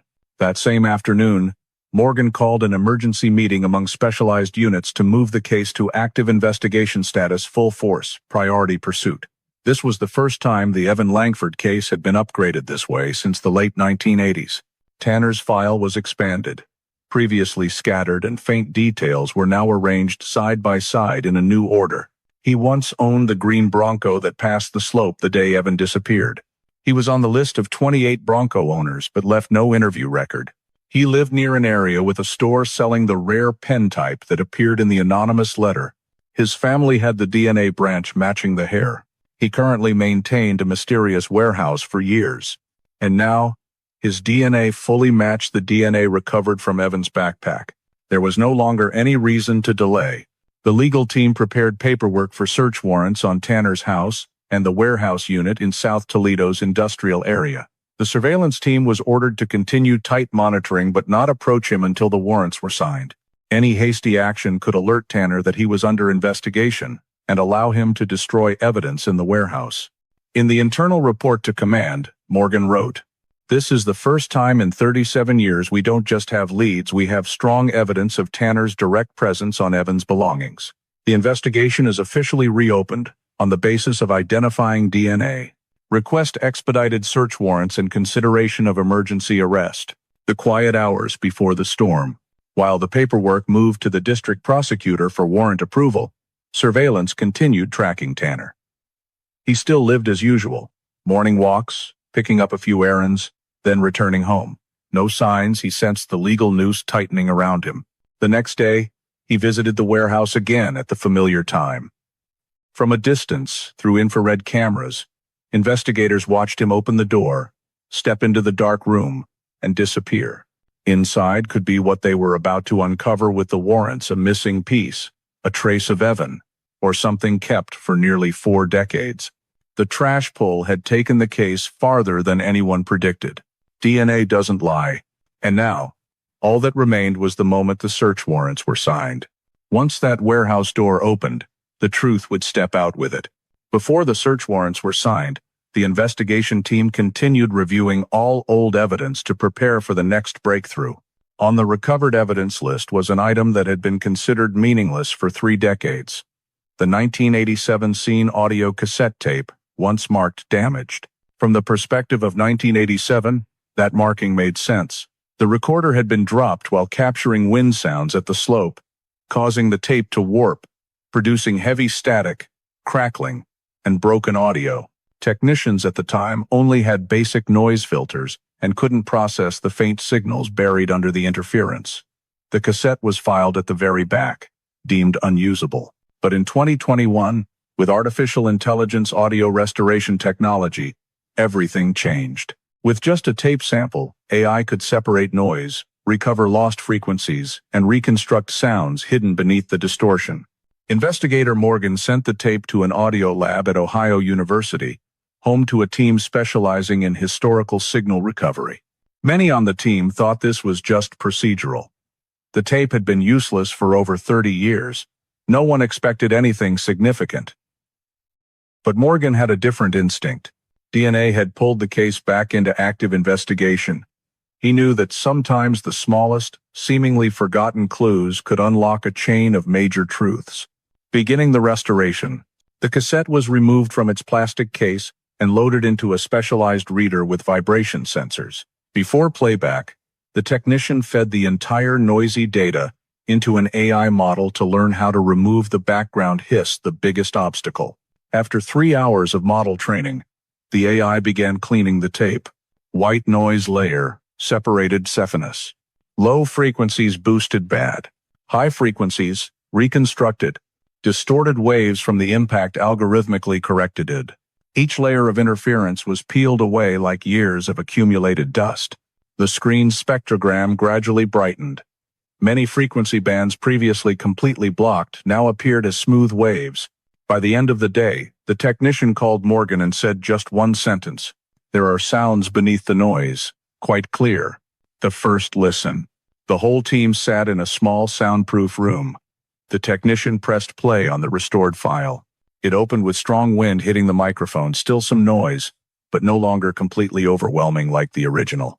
Then came the loud rustling of leaves, the familiar sound of the Buckeye Shaker slope on a fall afternoon. But at second 14, a different sound emerged. Short, sharp, metal on metal, followed by a decisive thud. The technician whispered, "Car door. Closing." Not the door of a modern sedan. Not the slam of a 1990s minivan. But the heavy metal frame, large hinges, like the doors on Ford Broncos or steel-framed SUVs from the 1980s. The sound was distinctive enough to send a chill. One investigator quickly noted, "Bronco sound matches the green vehicle report." The tape continued. About 3 seconds after the door, a very faint sound appeared, only audible after adjusting the speakers. It was light. Quick footsteps scraping the pavement, short, hurried steps. The technician amplified the frequency. Child's running feet, not adult shoes, not long strides. This was the rhythm of a child around 10 to 12 years old, exactly Evan's age. Morgan felt like someone was squeezing his chest. No one had ever confirmed whether Evan ran at the moment he vanished. Everything had been guesswork. But now, the recording showed he had run toward what, for what reason, no one knew, but he ran. And right after, a third sound appeared. A man's voice cut through, distant but clear enough. Hurry up. The voice wasn't shouting, wasn't yelling, just low and commanding, spoken while moving. Analysis showed it belonged to an adult around 30 to 45 years old. Deep tone, quick speech, short breaths. This wasn't the voice of someone casually talking to a child, not a parent's or relative's call. It carried urgency, pressure. Morgan immediately asked the technician to run spectral analysis to isolate that voice. The AI stripped away background noise, isolated the speech, and produced a cleaner sample. Deep voice, slightly hoarse from wind, trailing off lightly at the end, a sign of a long-time smoker. That matched Tanner's old health records. He had a history of heavy smoking from the late 1970s. Placing the sounds in space, the investigation team rebuilt the timeline from the tape. 014 Bronco door closing. 017 child's quick running footsteps. 019 man's voice saying, "Hurry up." The closeness of the sounds showed the events happened within seconds, perfectly matching the description of the slope's blind spot. Based on the audio model, the man's voice came from about 15 to 20 meters from the recorder's position, meaning the person was in or near a vehicle. An audio analysis team ran a simulation on the map. If the recorder was placed at the slope's edge, and the Bronco parked in the shadowed area below, the voice would echo exactly as detected in the file, with the right direction and delay. They ran the simulation again. Results held. A piece of evidence no one had ever seen before. For 33 years, Cleveland police had speculated that a vehicle appeared at the moment Evan vanished, but no one had proof. Conflicting statements had pulled the investigation in many directions, but now, the restored cassette provided what had never existed. Confirmation of a vehicle, confirmation of a car door closing, confirmation of a child running, confirmation of a man urging haste.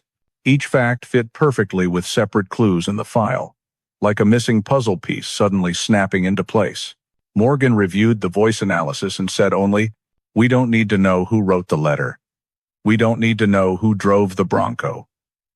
This voice will lead us to the right person." And that was the moment when everything scattered over 3 decades, the backpack, the hair, the Bronco, the slope's blind spot, the secretive behavior came together into one straight path. The cassette, once deemed damaged, had only been waiting for an era advanced enough to let it speak. And that voice was pointing in the same direction. The man named Richard Tanner.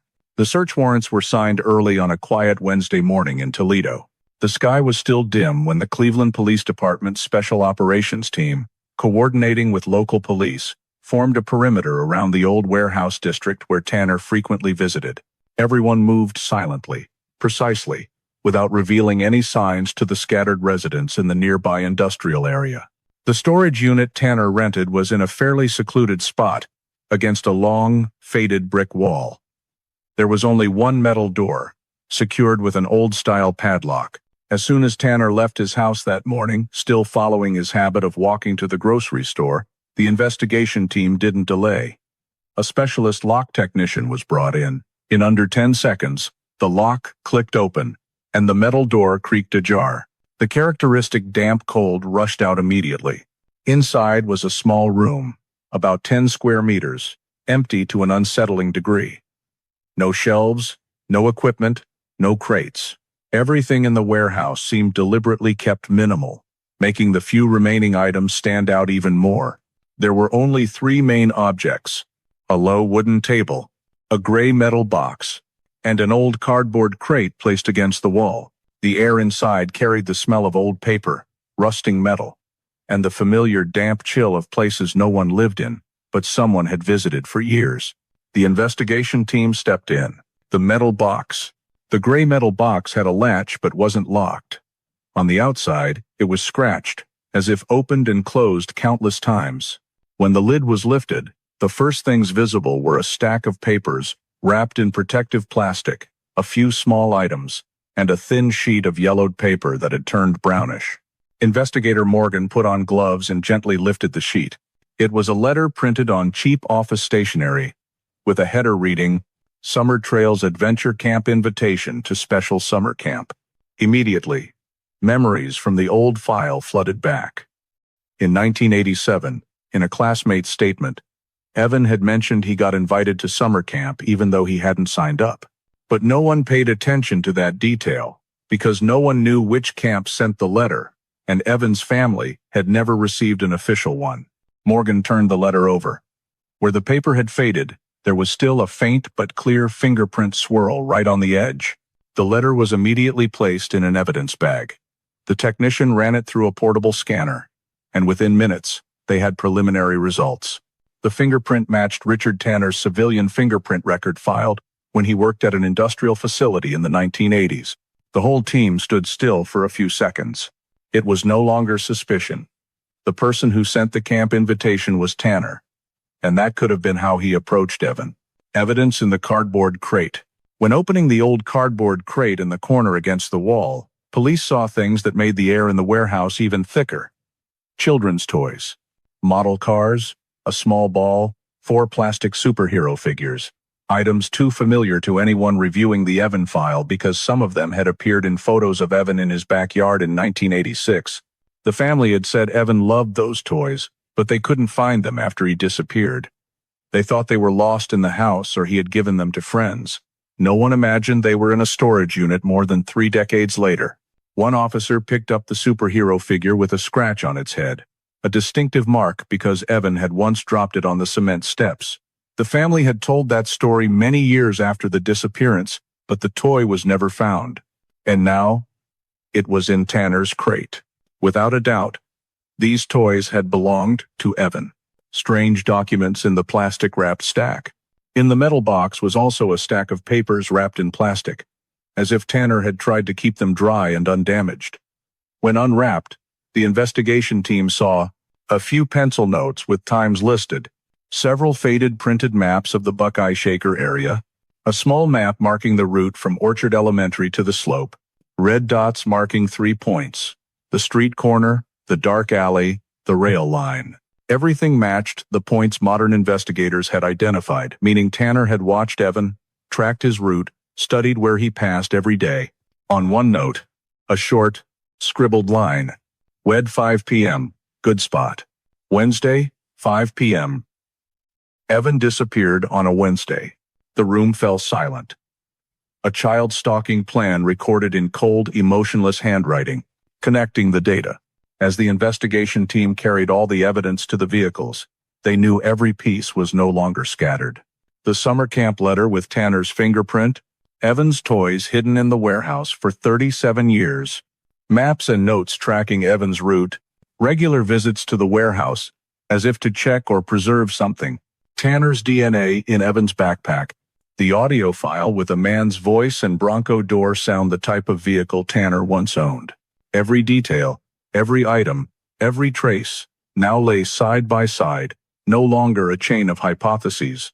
Every path pointed to the same person. Investigator Morgan wrote in his notebook. Approach to Evan began with the summer camp letter. The letter was used as bait. No one needed to say more. The air in the warehouse seemed to freeze. Tanner hadn't just randomly encountered Evan. He had prepared. And the summer camp letter, once thought to be just a child's recounted words, turned out to be the starting point of the entire dark journey. The truth gradually taking shape. As the team left the warehouse, the Toledo sky was still gray, cold wind sweeping through the rows of old buildings.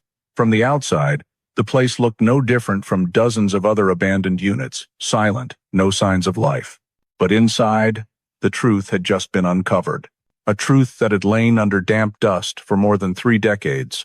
Now everyone understood why Tanner came here every week. Not to store items. Not to fix anything. But to check on the past. To preserve the final link to the act he had committed. A metal box. A summer camp letter. A few old toys. And in all those things was the map of a 12-year-old boy's life that he had watched, approached, lured with what was called a special summer camp. Morgan looked back at the warehouse one last time before the doors slammed shut, and he knew the Evan Langford case was no longer a disappearance. It had become a premeditated criminal case, planned, with undeniable traces. And the person who planned it all was Richard Tanner. The search of the warehouse pushed the case into a new phase. All the scattered data from 1987 had to be pieced together into a precise timeline, minute by minute, even second by second. In the Special Investigation Team's meeting room, the Buckeye Shaker area map, witness statements, the Marsden's Market receipt, the restored audio file, and the Bronco route were laid out side by side like puzzle pieces waiting to be joined. The investigators started from the first point, 4:12 p.m., the time Evan appeared at Marsden's Market, confirmed by the receipt found in storage. That was the first marker in the 1-hour gap that had stalled the case for 3 decades. From there, the map showed Evan following his familiar route toward Orchard Elementary. No one saw him for nearly an hour after that, which fit with the boy walking alone through the quiet residential area. 5:05 p.m. Evan stood at the school gate, splitting off from his friends, as if waiting for someone. The 1987 classmate statement, once considered vague, now became a logical piece. Evan had bragged to friends about a special summer camp that only selects a few people, and that he had someone to meet to talk more about it. No one believed a child's story back then, but the summer camp letter with Tanner's fingerprint found in the warehouse showed Evan wasn't imagining it. He had been lured by that very promise. 5:07 to 5:09 p.m. Mrs. Donovan saw Evan standing at the top of Birchwood Slope. Headlights flashed from below the slope. For many years, this detail was doubted because no one confirmed a vehicle, but now, the AI-restored audio file contained the heavy metal door sound of a Bronco closing at second 14, and the frequency matched a 1983 Bronco, the type Tanner once owned. This was the first time physical evidence filled that doubted statement. The investigation team simulated Tanner's 1987 vehicle route using traffic software. If he left work around 4:50 p.m. and followed the path he marked on the map found in the warehouse, the Bronco would appear at the bottom of the slope at exactly 5:09:40 p.m. The time frame matched perfectly with witness statements and the audio file. At second 42, child's footsteps rang out on the tape light. Quick, hurried steps, fitting a child around 10 to 12 years old. The audio analysis team confirmed it wasn't adult footsteps. Evan had run. Why? Combining the summer camp letter and the note, wed 5 p.m., good spot in the warehouse, the investigation team concluded. Evan believed he was meeting the right person from the camp, but when he got close to the Bronco, something made him bolt.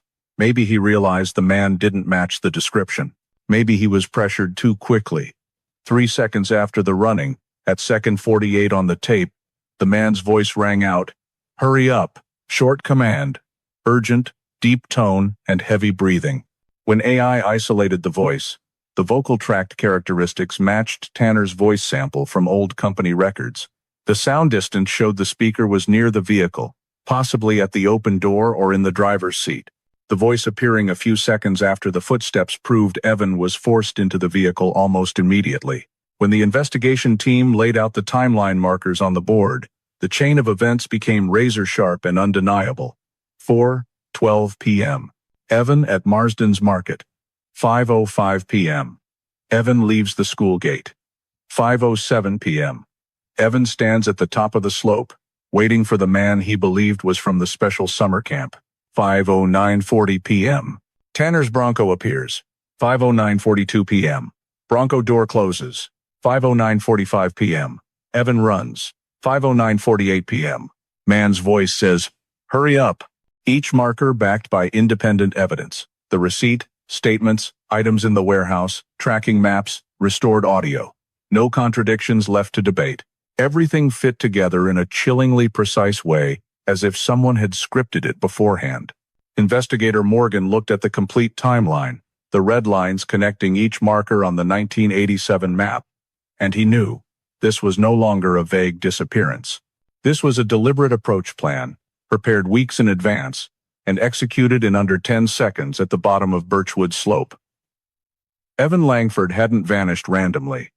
He had been lured, and the person who lured him was Richard Tanner, with the promise of special selection for summer camp bait that a carefree 12-year-old believed was real. After gathering sufficient physical evidence and reconstructing the entire timeline, the investigation team decided to take the next step. Summon Richard Tanner for questioning. He was called in not as a formal suspect, but as a person needed to provide information, to avoid him immediately demanding a lawyer or becoming guarded. Tanner arrived at the Toledo police station in the morning, wearing a simple gray sweater, his face unusually calm. No signs of worry. No questions about the reason for the summons. He just quietly sat down in the chair. The interrogation began with very basic questions. Where he lived in 1987. Where he worked. Whether he knew the Buckeye Shaker area. Tanner answered slowly, using vague phrases. I don't remember clearly. It's been too long. Maybe I went to that area. I'm not sure if I drove those streets. Every response was structured the same way, evasive, ambiguous, non-committal. When investigator Morgan shifted to questions about the 1983 green Bronco, Tanner slightly lowered his head, glanced at the window for a second, then replied, I had a lot of vehicles. A Bronco? Maybe I owned one. But I don't remember clearly. This directly contradicted vehicle records and photos in the Ohio registration office, but the investigation team didn't react. They let him talk. Contradictions always reveal themselves most clearly when a suspect thinks they're controlling the conversation. After 10 minutes, Tanner began changing his story. When Morgan asked a question that had already been asked, Tanner gave a completely different answer. At one point he said in 1987 he worked at a steel shop. Then he said, I think I was unemployed around that time. One moment he said I never went through Maple Hollow. The next he claimed I might have driven near that area. The inconsistencies weren't harmless mistakes from an old man. They had the feel of desperate maneuvering, trying to find the safest answer. The investigators didn't press hard. They let the contradictions build up. When the interrogation turned to the summer camp topic, Tanner frowned slightly but still answered, I don't know anything about that stuff. I never sent letters to any kid. Even though the team knew for certain his fingerprint was on the letter, they remained cold, revealing nothing. Confronting too early would make him shut down, become more cautious. About 30 minutes in, the tension in the interrogation room rose with each question. Morgan turned to a new page and began asking about the Buckeye Shaker area that afternoon, but this time with open-ended questions. Do you remember the area around Birchwood? Have you ever parked on any small slope? Did you ever stop in the hilly area nearby? Tanner started showing discomfort. I told you I don't remember. I don't know any places. You keep asking about slopes, like I have to know. That was when Morgan set the trap. He said, Someone reported a green Bronco stopping near the small hill behind Birchwood. Do you know that spot? That seemingly casual question produced an immediate reaction. Tanner looked up, slightly startled, and then he said a sentence that later became the key to blowing the case wide open. The small hill? You mean the low mound before the turn down to the rail line? The whole room went silent. No investigator had mentioned rail line. No one described the terrain. No one said there was a low mound. And most importantly, that location wasn't in any public description of the case. Only someone present at the scene that year would know that exact spot. Morgan continued calmly. You said the hill near the rail line? I didn't mention anything about a rail line. Tanner blinked quickly, then swallowed. Well, I was just guessing. Those areas usually have rail lines. Wrong. In Cleveland, hundreds of slopes, but only one place had a rail line running parallel, right at the section where Evan disappeared, and that was exactly the spot marked on the map Tanner kept in the warehouse. Tanner grew restless, started pretending not to understand questions or pretending not to hear clearly. He talked off topic, mentioning going trout fishing in 1986, then saying I don't trust my memories from back then. This is typical of suspects. When they realize they've revealed a detail they shouldn't know. The investigators shifted direction. We have evidence you contacted a child named Evan Langford. Tanner shook his head. I don't know that name. Are you sure? I don't remember. His answers grew more hesitant than before. His neck slightly reddened. He tapped his fingers on the table, a common psychological sign when a suspect is trying to guess how much investigators know.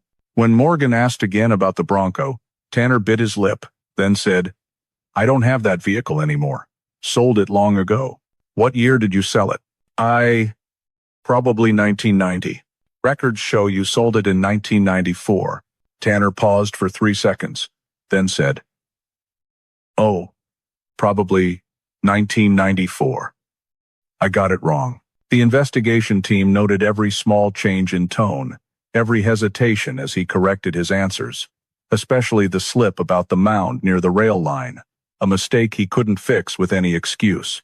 At the end of the interrogation, Morgan stood up, gathered the files, and said one final sentence. "You said you know nothing about that area, but you just described exactly the only location where the Bronco was heard on the tape. Only someone there that day would know. Do you want to explain that?" Tanner didn't answer. He looked down at the table, eyes blinking rapidly, face going pale.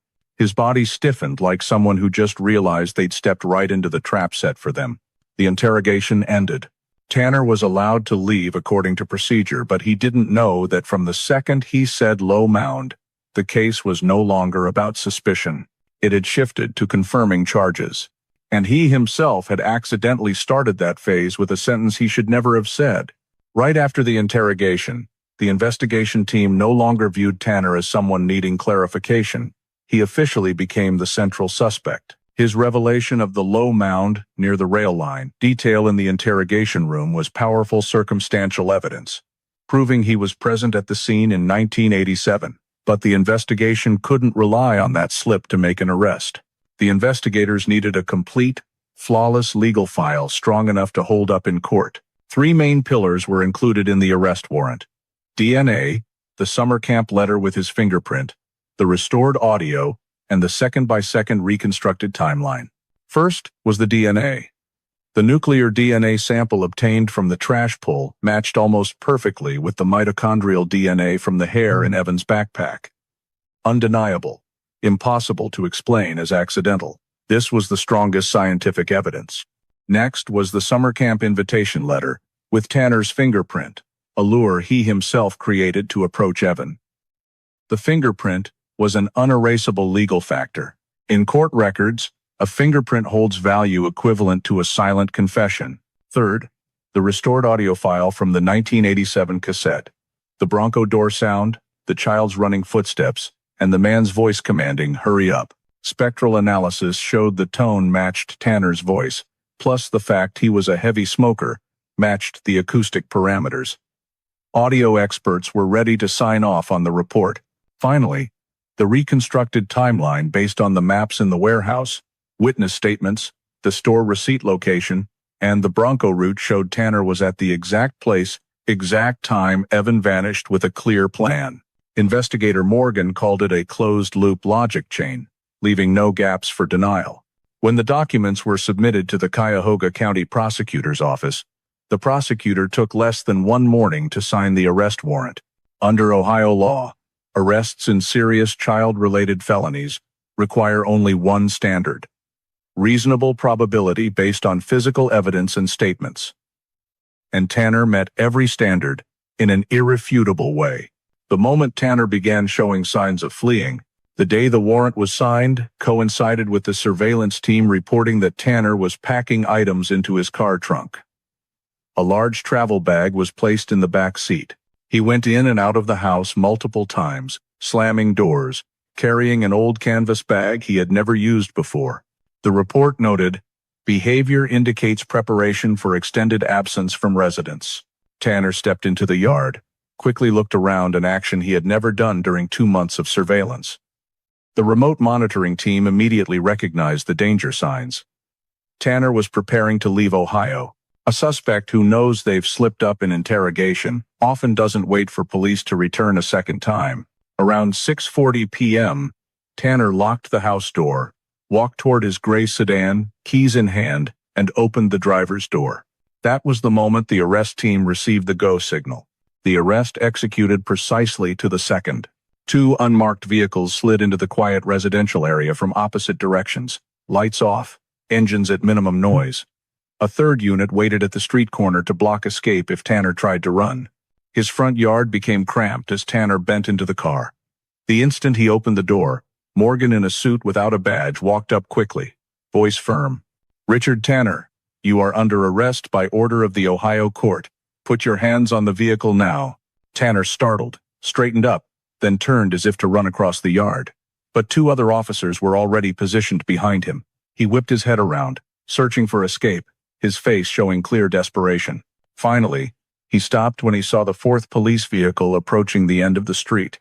No, wait," Tanner stammered, eyes darting, breathing rapid. "Hands on the vehicle, immediately," Morgan repeated. Tanner hesitated 3 seconds, then let the keys drop to the ground. Two officers moved in, twisted his arms behind his back, and cuffed him. He didn't resist, but his body shook, as if out of control. The silence in that moment was heavy enough to hear the wind sweeping through the wooden fence.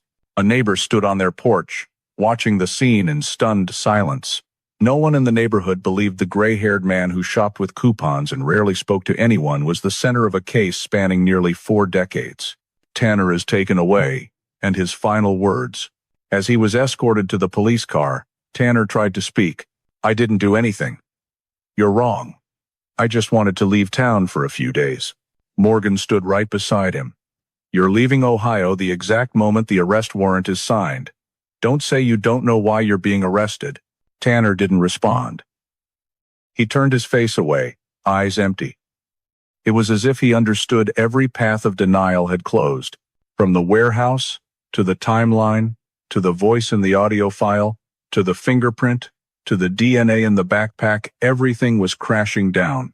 When the car door closed, light reflected off the windshield, and Tanner sat slumped in the darkness, hands cuffed, head bowed. Report sent back to Cuyahoga. That same night, Morgan sent a brief report to the Cleveland Police Department. Richard Tanner arrested at 1847. No resistance, condition stable. Being transferred to Cuyahoga for expanded interrogation and preparation for prosecution. The Evan Langford case, after 37 years buried under layers of dusty files, finally had its prime suspect in custody, not based on emotional statements, not on speculation, but on 4 interlocking pieces of evidence, impossible to separate.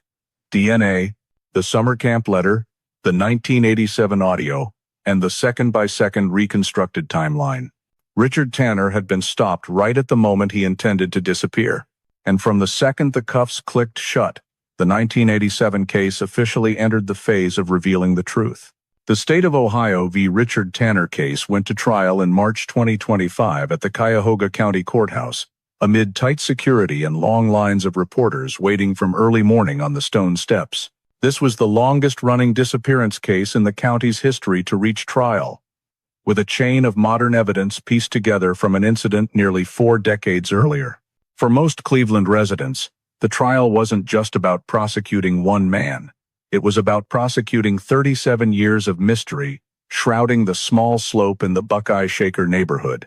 Tanner entered the courtroom, hands trembling slightly, thinner than when he was arrested. He sat in the defendant's chair, the overhead lights shining on his deeply wrinkled face but unable to hide the wariness in his eyes. 2 defense attorneys sat on either side, both experienced in long, drawn-out cases, but even they could feel the weight of the file the prosecution had prepared. The courtroom atmosphere grew tense, right from the opening statement by prosecutor Bethany Cray, known for guiding juries through complex cases with clear, unrelenting presentation. She stood straight at the podium, her voice ringing evenly through the room. "We will prove that Richard Tanner was not only present at the scene in 1987, he orchestrated, lured, and pulled Evan Langford into his Bronco. The evidence doesn't come from one source, but from dozens of pieces scattered over 37 years, now fitting together perfectly with only one answer." Those opening words made Tanner slightly bow his head, hands gripping the edge of the table tightly. The prosecution presents the chain of evidence layer by layer, no gaps. The prosecution didn't lead with the big evidence right away. They built a meticulously arranged structure, like peeling away layers of soil, letting the jury gradually see the full picture. First was the 4:12 p.m. receipt from Marsden's Market, the receipt once tossed into old evidence storage. showing Evan was at the store right before he vanished. The prosecution used this as the starting point of that afternoon, like laying the first brick. Then they presented the 1987 witness statements. Mrs. Donovan seeing headlights flash below the slope, fitting the exact time Evan disappeared, though back then no one believed her due to lack of supporting evidence. And then, the prosecution accelerated. They played the AI-restored 1987 audio file on the large screen. The courtroom fell absolutely silent as the noise layers were stripped away and the sounds emerged crystal clear. The heavy metal Bronco door closing, the hurried running footsteps of a child, and finally, the deep male voice, "Hurry up." Several jurors looked up immediately. Those two words carried urgency, authority, and pressure that anyone could feel instinctively. The prosecutor asked, how was that voice captured right where Evan stood if Tanner wasn't there? Next came the maps and notes from Tanner's warehouse, points marking Evan's daily route, time markers, and the line "Wed 5 p.m., good spot." The prosecution didn't need much explanation, just showing photos of the maps, and the jury understood. Tanner had been watching the boy beforehand. Then the summer camp letter, the perfect lure Tanner sent. The prosecutor stated clearly, there was no summer camp named Summer Trails Adventure Camp within Ohio in 1987. Tanner's fingerprint was right on the back of the letter. The prosecution explained this was how he approached Evan, making the boy believe he was selected for a special camp. Finally, the prosecution presented the strongest evidence, DNA. The nuclear DNA profile obtained from Tanner's toothbrush matched almost perfectly with the mitochondrial DNA from the hair in Evan's backpack. No mistake, no accident, no coincidence. Some in the courtroom held their breath as the DNA report was read aloud. The prosecutor stated clearly, this isn't just indirect presence. This is direct contact between Tanner and Evan's belongings right before the boy vanished. The final piece was the second-by-second reconstructed timeline. The prosecution displayed it all on the screen. 4:12 p.m., Evan at the store. 5:05 p.m. Evan leaves the school gate. p.m. 5:07 p.m. Evan stands at the top of the slope. 5:09:40 p.m. Tanner's Bronco appears. 5:09:42 p.m. Car door closes. 5:09:45 p.m. Evan runs us. 5:09:48 p.m. Man's voice, "Hurry up." The ruthless precision left the entire courtroom silent. Defense counters, but the timeline is too strong to break. When it was the defense's turn, Tanner's attorney tried to build a counter-argument that the long passage of time distorted the truth, that AI audio restoration could be wrong, that the fingerprint could have gotten on the paper earlier, that DNA could be contaminated. But each argument was dismantled by the prosecution with corresponding layers of evidence. Defense said, Mr. Tanner may never have been at that slope. Prosecution replied, then why did he know the location of the low mound near the rail line, a place not in any public case file? Defense said, AI restoring the audio file could recreate it wrong. Prosecution showed the before and after frequency analysis, confirming the original audio had enough signal for restoration. Defense said, the maps in the warehouse don't prove he was stalking Evan. Prosecution pointed to the red dots, marking Evan's daily walking route. Who besides someone stalking a child would record every point so precisely? Defense said, DNA in the backpack could come from contamination. Prosecution read the report. The DNA was deep in the fabric edge, a position no one except someone directly touching it before collection could leave. Every time the defense tried to open a counter door, the prosecution immediately closed it with another piece of the truth chain. Finally, the attorney tried the weakest but only remaining defense. Tanner had no motive. The prosecutor replied with 4 words, the summer camp letter. That was enough. Tanner hears it all and collapses hour by hour. Throughout the trial, Tanner said not a word. At first, he sat straight, eyes down at the table. But when the prosecution presented the second-by-second timeline, he began leaning back in his chair, face pale. When the audio file played the voice, "Hurry up," his hands shook, visibly. That tremor didn't escape anyone. The moment the summer camp letter appeared on the screen, with his own fingerprint, Tanner blinked rapidly, then bowed his face as if realizing every escape door had closed. Some said at that moment he whispered, "I didn't think they'd find that." No one was sure. But the desperation in his eyes was real. The end of questioning. The jury understands the story is over. When the prosecution finished their closing presentation, Cray looked toward the jury and said, "No single piece of this evidence stands alone, but together they form a picture so clear it cannot be misread." Richard Tanner lured Evan, was at Birchwood Slope, forced him into the Bronco, and made him disappear from this world. The defense attorney couldn't break the 1987 timeline, couldn't confront the DNA, couldn't refute the audio file, couldn't explain the summer camp letter, and couldn't undo Tanner's slip in the interrogation. The jurors looked at each other. A few nodded slightly. They understood that the 1987 case, buried in darkness for nearly 4 decades, finally had its answer. The trial moved to deliberation, and Tanner understood, deep in his own horrified eyes, that he had no escape left. The State of Ohio v. Richard Tanner case concluded with a life sentence without parole in June 2025. But its consequences did not end in the courtroom. What was revealed through 37 years of storage, loss, reinvestigation, and analysis with modern technology created a powerful series of aftershocks throughout Ohio's legal and investigative systems, and even spread to other states. For the Cleveland Police Department, it became one of the classic examples of the principle: a small detail can break a big case. The first aftershock came from the legal agencies themselves.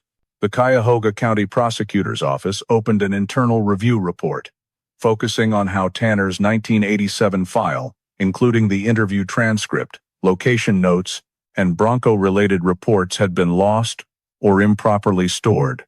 The publicly released conclusion: if the records had been filed correctly from the start, Tanner could have become a suspect as early as the 1990s. This led to a full review of evidence management procedures at police departments in the region, especially for biological evidence and documents related to missing children. A new coding system was implemented, requiring every piece of evidence to have 3 cross-references: entry code, investigator confirmation code, and physical location code. This change was directly driven by the Marsden's Market receipt being forgotten for over 3 decades, a critical paper receipt that ended up in the wrong box, wrong label, wrong place. In investigative industry workshops, the Evan Langford case was cited as an illustration of the risk of breaking an entire chain of reasoning just because one piece of evidence was mixed into unrelated files. The second aftershock came from forensics. DNA analysts in the state noted that recovering DNA from a rootless hair was a major breakthrough, something completely impossible in 1987. Many labs began applying new protocols to reevaluate hundreds of hairs, once deemed unanalyzable. The Tanner case quickly became training material, illustrating evidence doesn't change, but technology does, and technology can turn a single hair into testimony. The development of artificial intelligence in audio restoration also drew major attention. The 1987 cassette file, once marked damaged, now became admissible courtroom audio evidence. The technical report from Ohio University pointed out that stripping noise and reconstructing low frequencies had opened a new form of evidence in cold cases: environmental audio. As a result, investigation teams nationwide began reviewing tape files from the 1970s to 90s once filed as unusable. The third aftershock was in investigative methods. Before this case, many police departments viewed decades-old disappearances as impossible to reconstruct an accurate timeline. But the Tanner case proved the opposite. A timeline can be rebuilt not from statements, but from old maps, seemingly minor items, audio caught on tape, genealogical data, and traffic simulations. Reconstructing the second-by-second timeline of the afternoon of October 7, 1987, after 37 years, was seen as a rare achievement in modern investigation. A tactical report from the Cleveland Department stated clearly, "No case is too old to reconstruct time. There are only cases without enough pieces to form a logical chain." The fourth aftershock affected missing persons case theory, because Evan had told classmates about a special summer camp, but no one believed him. The case became a reminder that children's words should not be dismissed in the initial investigation phase. Overlooking this detail in 1987 meant Tanner's behavioral pattern wasn't recognized, and the summer camp letter wasn't traced back. After the trial, Ohio child protection agencies coordinated with investigators to issue a new directive. Every child's account of stranger contact must be recorded verbatim and stored in the initial file, no matter how naive it sounds. The fifth aftershock spread to covert surveillance. Investigation teams in the state highly valued the effectiveness of trash pull, the method of collecting DNA samples from curbside garbage. It was legal evidence, but rarely used in cold cases. After the Tanner case, many departments began incorporating this technique into standard procedure when needing to identify DNA from discrete suspects or those likely to react strongly to direct approach. Internal documents noted, "A timely trash collection is worth more than hours of interrogation." At the federal level, the FBI evaluated the case as a model of interagency cooperation. Civilian genetic genealogy, AI signal restoration, traffic simulation, old land records, and field investigation. A workshop was held in September 2025 at Quantico, where the Evan Langford case was analyzed step by step as a case study for training new investigators. Their report emphasized, breaking big cases often doesn't come from one surprise discovery, but from many small discoveries that seem unrelated. In the Cleveland community, the aftershock wasn't as emotionally intense as cases with clear tragic endings, mainly because people had grown accustomed to the ambiguity surrounding Evan for decades. But the perceptual impact was very clear. Buckeye Shaker residents expressed surprise at the depth of the investigation. Small items like a hair strand, old toys, or an unlistenable tape file turned out to be the keys to solving the case. Many said they no longer saw the Evan case as a strange disappearance, but as proof that investigative agencies can solve a case no matter how much time has passed. However, the biggest aftershock was within the Cleveland Police Department itself. In the investigation team's final debrief meeting, Morgan spoke not to praise individual efforts, but to emphasize the professional lesson. Never underestimate small evidence. Never think a detail is meaningless. The receipt stuffed in the wrong box, the faint audio trace on an old tape, the pen stroke on a letter not checked, all can be the thread to pull out the entire case. Our job isn't to find big clues, but to not miss small ones. Even within the industry, many called this case Case Zero of microevidence. The first case solved primarily from extremely small pieces of evidence that, when combined, were stronger than any confession. 37 years after the day Evan Langford vanished under the hazy golden light of an October afternoon, the case didn't have a complete ending in the traditional sense. No body recovered, no full confession. But the entire chain of evidence, from DNA to the audio file, from the summer camp letter to the maps in the warehouse, formed an undeniable picture of the truth. In the investigative world, the Evan Langford case became a core lesson. Time doesn't destroy the truth. It just requires more skill to find it. And from then on, every cold case in Cleveland began with the same question. The question the Tanner case left as its most important legacy.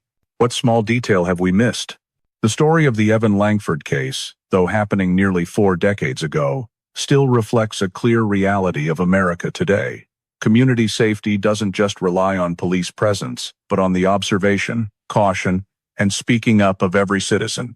The fact that a receipt mixed in files, a small hair in a backpack, and a cassette file deemed damaged became the keys to solving the case, reminds us that the smallest signs in life can sometimes carry great meaning if noticed at the right time. In modern life, when children are exposed to so much information, opportunities, and no small amount of risks, Evan's story shows the importance of listening to what children say. In 1987, Evan told friends about a special selected summer camp, but no one saw it as a danger signal. Today, in the United States, where child luring through letters, social media, or street invitations still exists, this reminder is even more valuable. Every word from a child deserves adult verification and protection. The case also shows the power of modern technology, from DNA analysis to AI audio restoration. This sends a message. In a rapidly changing society, We must continue investing in science, forensics, and data, not just to solve cases, but to better protect communities every day.